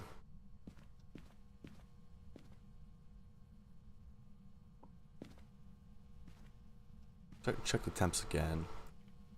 Just in case it is sub-zero. I mean, like, no, it's 38. Actually, oh, no, thank you. Goodbye. Okay. Did the air ball, so it's not like the Oni. Is that the Oni? It should be Oni that does air ball. Evidence. Oh, wow. Oh. Ghost orbs. Is it yokai or... Oh. Yokai or Oni, I forget. Okay, what evidence do we have? Nothing. We have nothing. Okay, nice.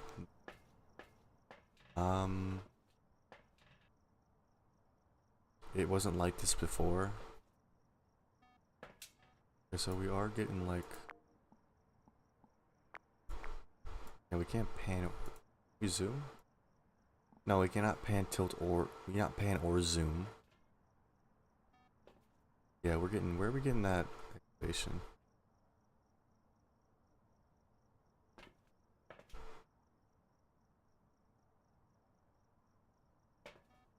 Yeah, it's out in the hallway.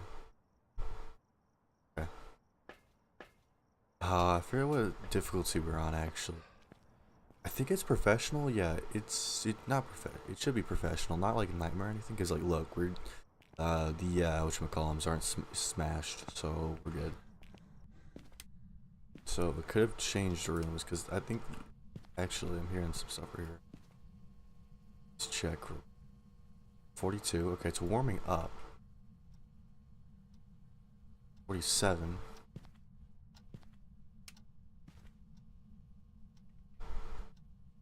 $70. So the well, I think both these rooms are either room temp or a tad bit below. Just. Oh, yeah. 47.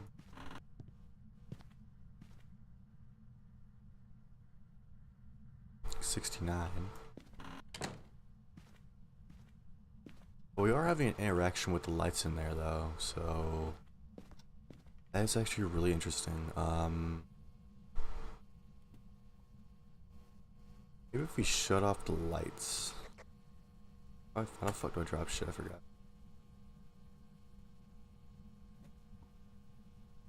Oh. Just set that down, actually.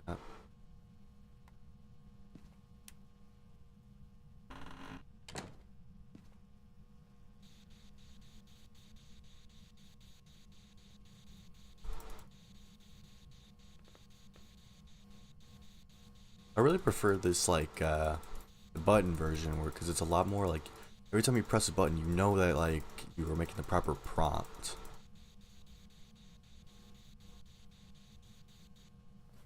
Or the other side of the room, maybe.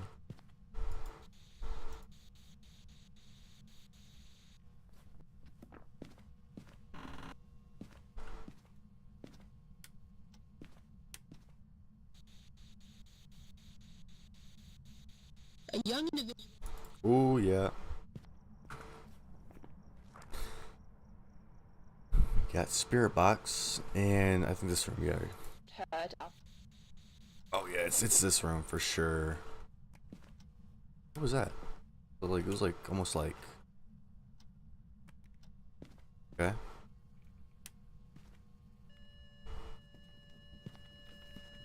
Oh, we got ghost running too.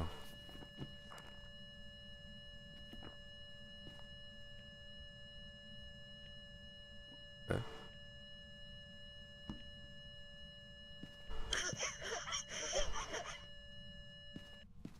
Nope. Fuck that. I'm going. Oh, dude, and my kilobit rating on my thing is 6666. Holy shit. Dude, the ghosts got my fucking OBS. Oh no. The fuck was that? That scared the shit out of me though.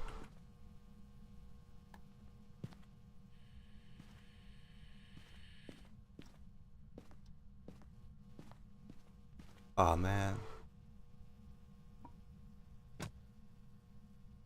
Very like nice cursive. Okay. So let's see. What else are we forgetting? We're forgetting other things. Okay. Oh, a hunt. So we should probably grab some of this. Okay, yeah. Video. Okay. Sound recorder. Oh, okay. We're almost there. What other oh.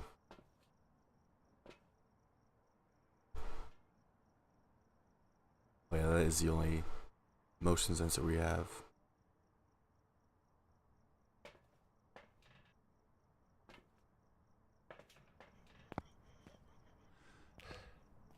What was that?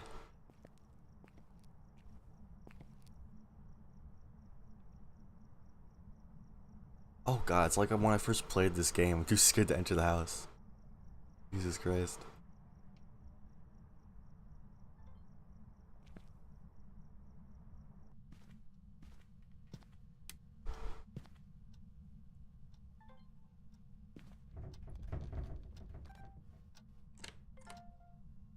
Dude.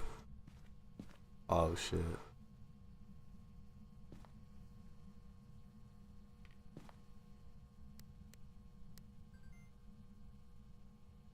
MP3 128?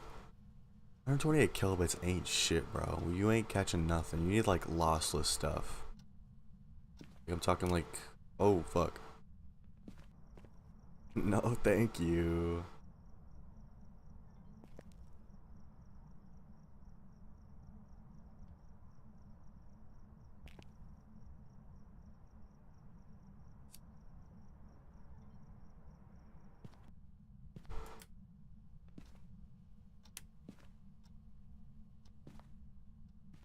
Okay. Toss that aside. And I'm going to grab a flashlight. I don't know. Set these up around the house, you know? Going straight to the I keep sensing motion yet. And it also hasn't fucked with the breaker yet.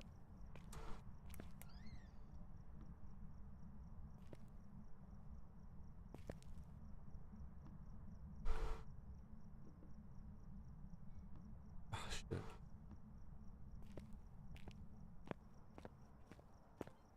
What else haven't we tried yet? Time recording. I don't know what I'm doing actually. Shit.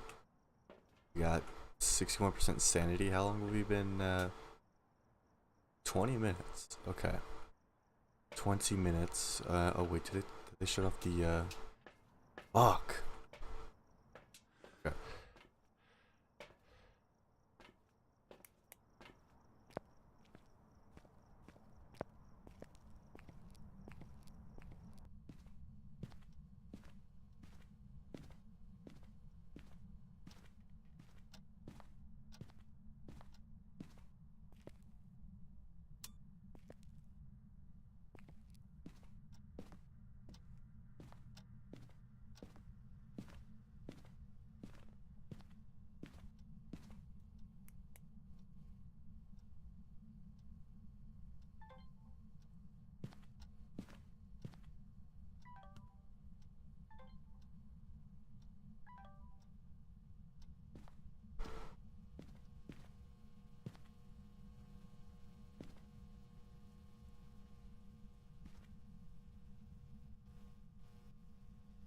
Okay. So this is the ghost room. I'm almost certain. No, thank you. And they had an air ball or whatever the hell they call it.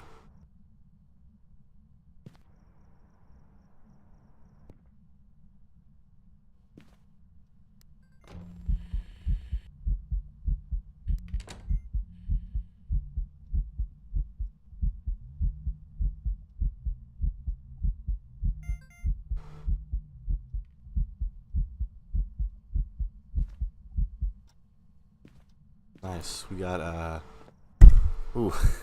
Sorry about that. I actually bumped my call it. Hey, we're going through from like 8,000 kilobits a second to 6,000. That's. I'm sure the stream's fine though. Move to this. We need 3 unique videos with the camera. Okay. So we're good for the sound recorder.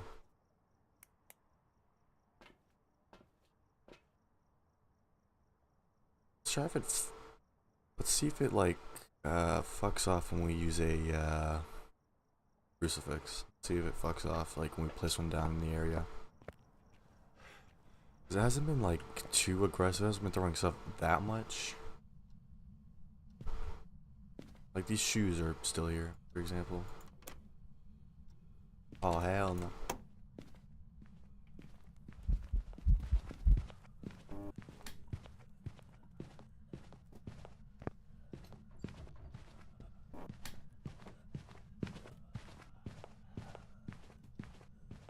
Is that a new model for the Ghost?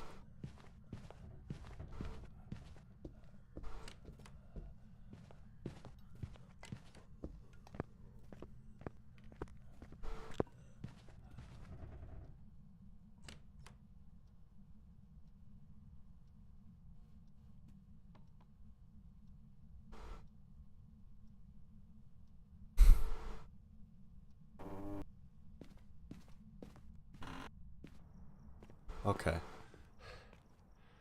So we got that off our checklist. Let's see what we got here. Yep. We need 3 videos and to discover the ghost type. Wait, is the power salon in the oh, nice. Thank you, Ghost. Okay. So now we need something to make a perfect game. Okay, I don't care. Why is it the same prompt? Come on. We have one video on camera.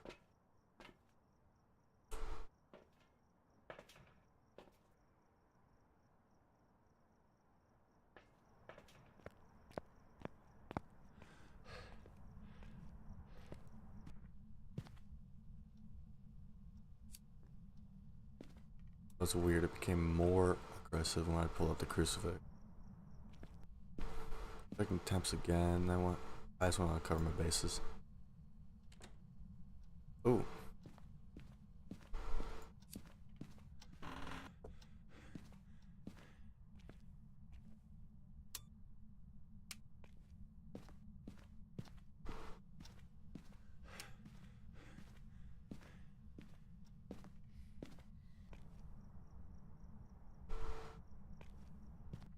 What did? Let's like that again. Oh shit.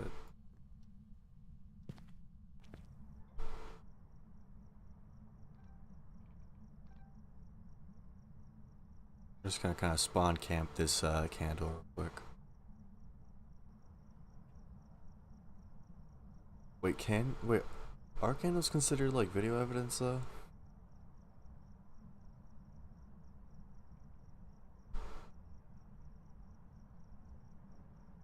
Shit, my lights turned on by themselves. The ghost. Oh hey, what's up? Hey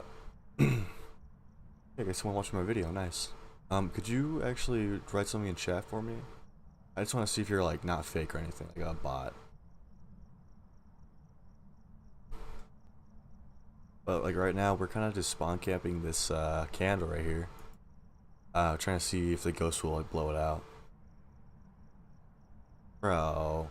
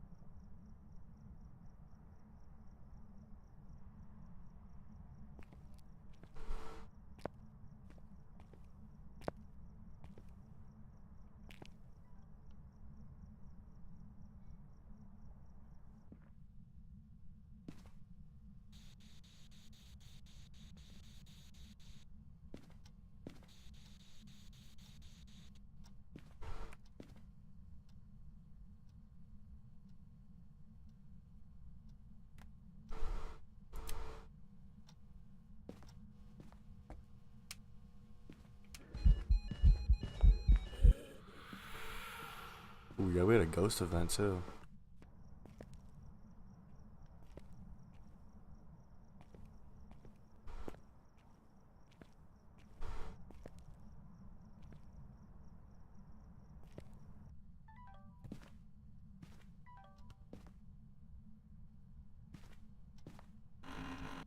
Oh, I didn't even see the readings from the oh yeah, they're back here. 3, and they immediately fucked off. What's the time of this one right here? 68. I'm gonna put this back right here. Just want to see if they're like going back and forth. Yeah, that should be.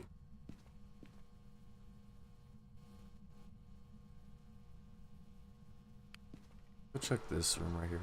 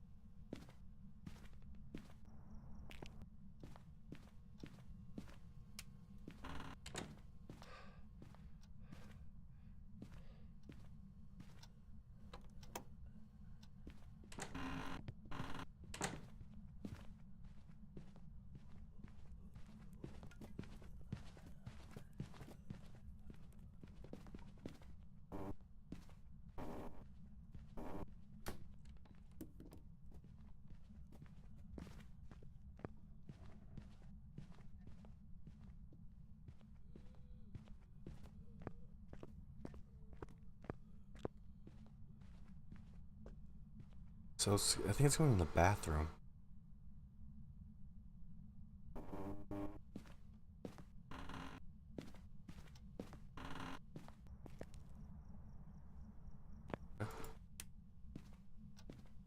Put this motion sensor in the bathroom.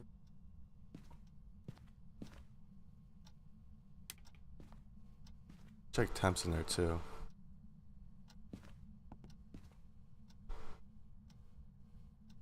$72.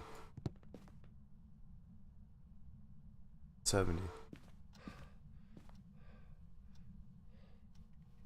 59.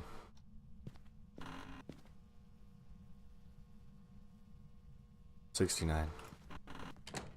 So this is the coolest area in the house at the moment. Okay. It's fully lit, so we gotta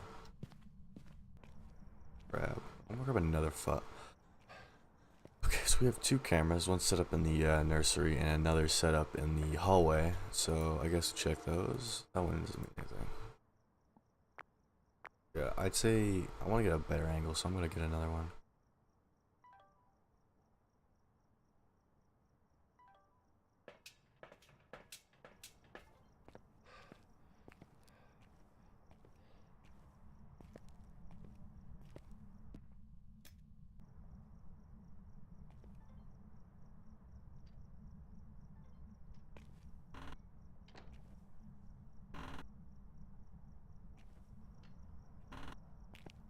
Okay, let's just.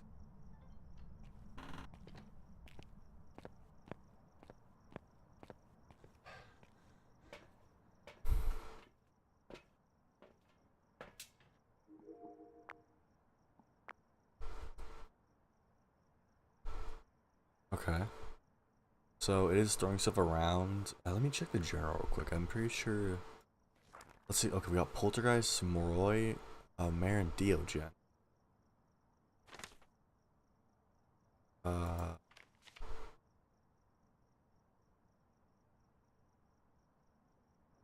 Okay. Let's go check. We're gonna go grab a bunch of shit. We're just gonna. Ooh, I almost forgot.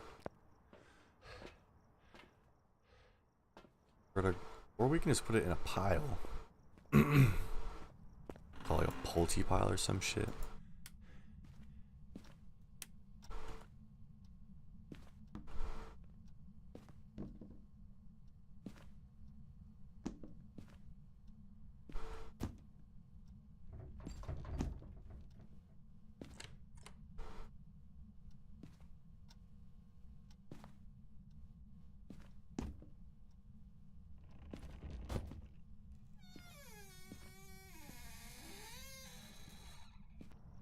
Ooh, that's fucking creepy, that.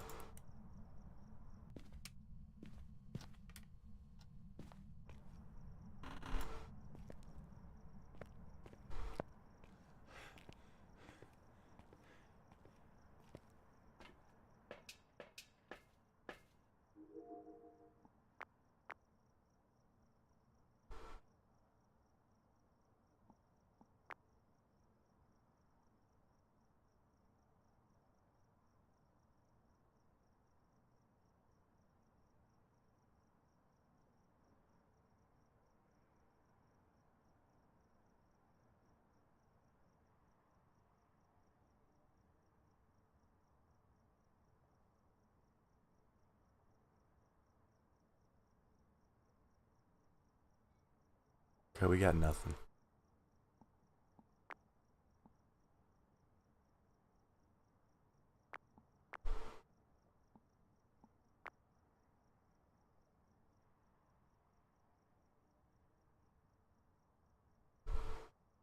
Yeah, I don't really think it's Poltergeist. Let's get in the journal real quick and cross that out. Moroi. I'll show you what a Moroi is.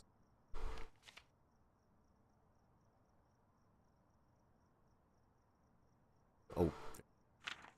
Moroi have risen from the grave to drain energy from the living. They have been known to place curses on their victims, curably only by antidote or moving far away.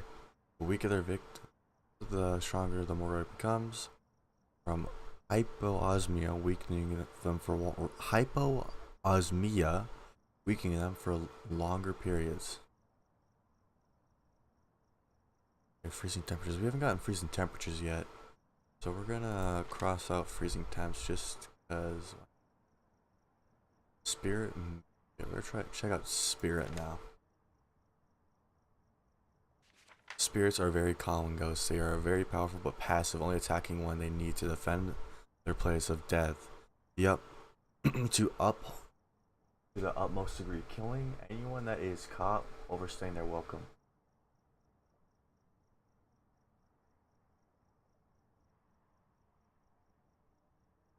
I haven't had EMF 5 yet though. Okay. Mayor. Let's do the mayor.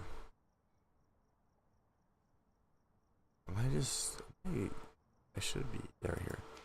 A mare is a source of all nightmares, making it more powerful in the dark. Mare will have an increased chance to check. Oh my fucking god. Strength. A mare will have an increased chance to attack in the dark. Turn off the lights around the mare will.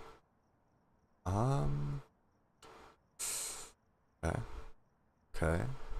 Ghost orbs. We haven't have ghost orbs yet. Yeah, we don't have any ghost orbs. Okay, so it means that it might be a Diogen. Something sometimes surrounded by an endless fog. Diogens have been eluding ghost hunters for years. Diogens have been eluding ghost hunters for years. These ghosts have been reported to find even the most hidden prey before stalking them into the exhaustion. Since living, you can run, but you can't hide. Okay.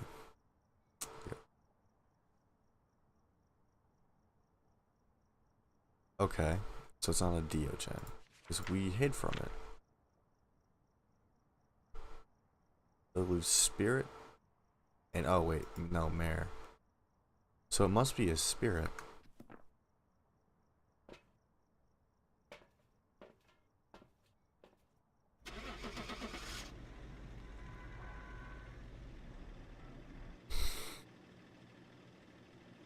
Wait, let's see how long it's been.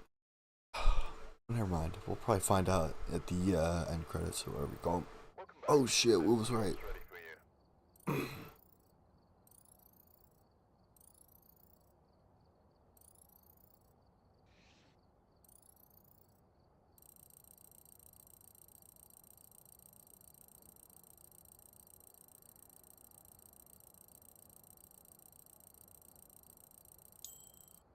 Dots projector and video camera? Okay. So we're level 49 now, right? Oh yeah, we are. That's cool. Time in ghost in 5 minutes. Time in dark 27. What? Nah. Ain't no way we played that game for 34 minutes. 35. And then the dark for, 27 minutes in the light. Okay. Damn.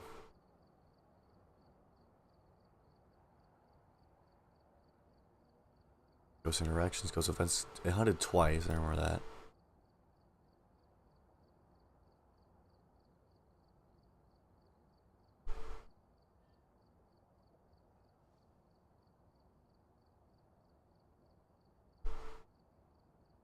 Yeah, 3 times. Yeah. Okay. Yeah. Abilities. Events. Hunts.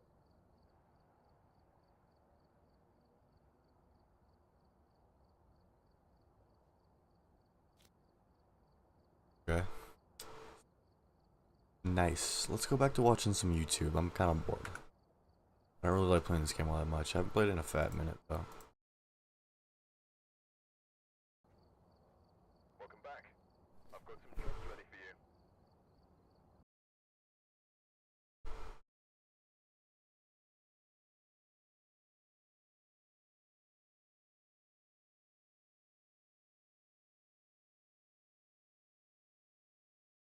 I genuinely cannot think of a bigger waste of time than just reminiscing about. Okay, let's yeah,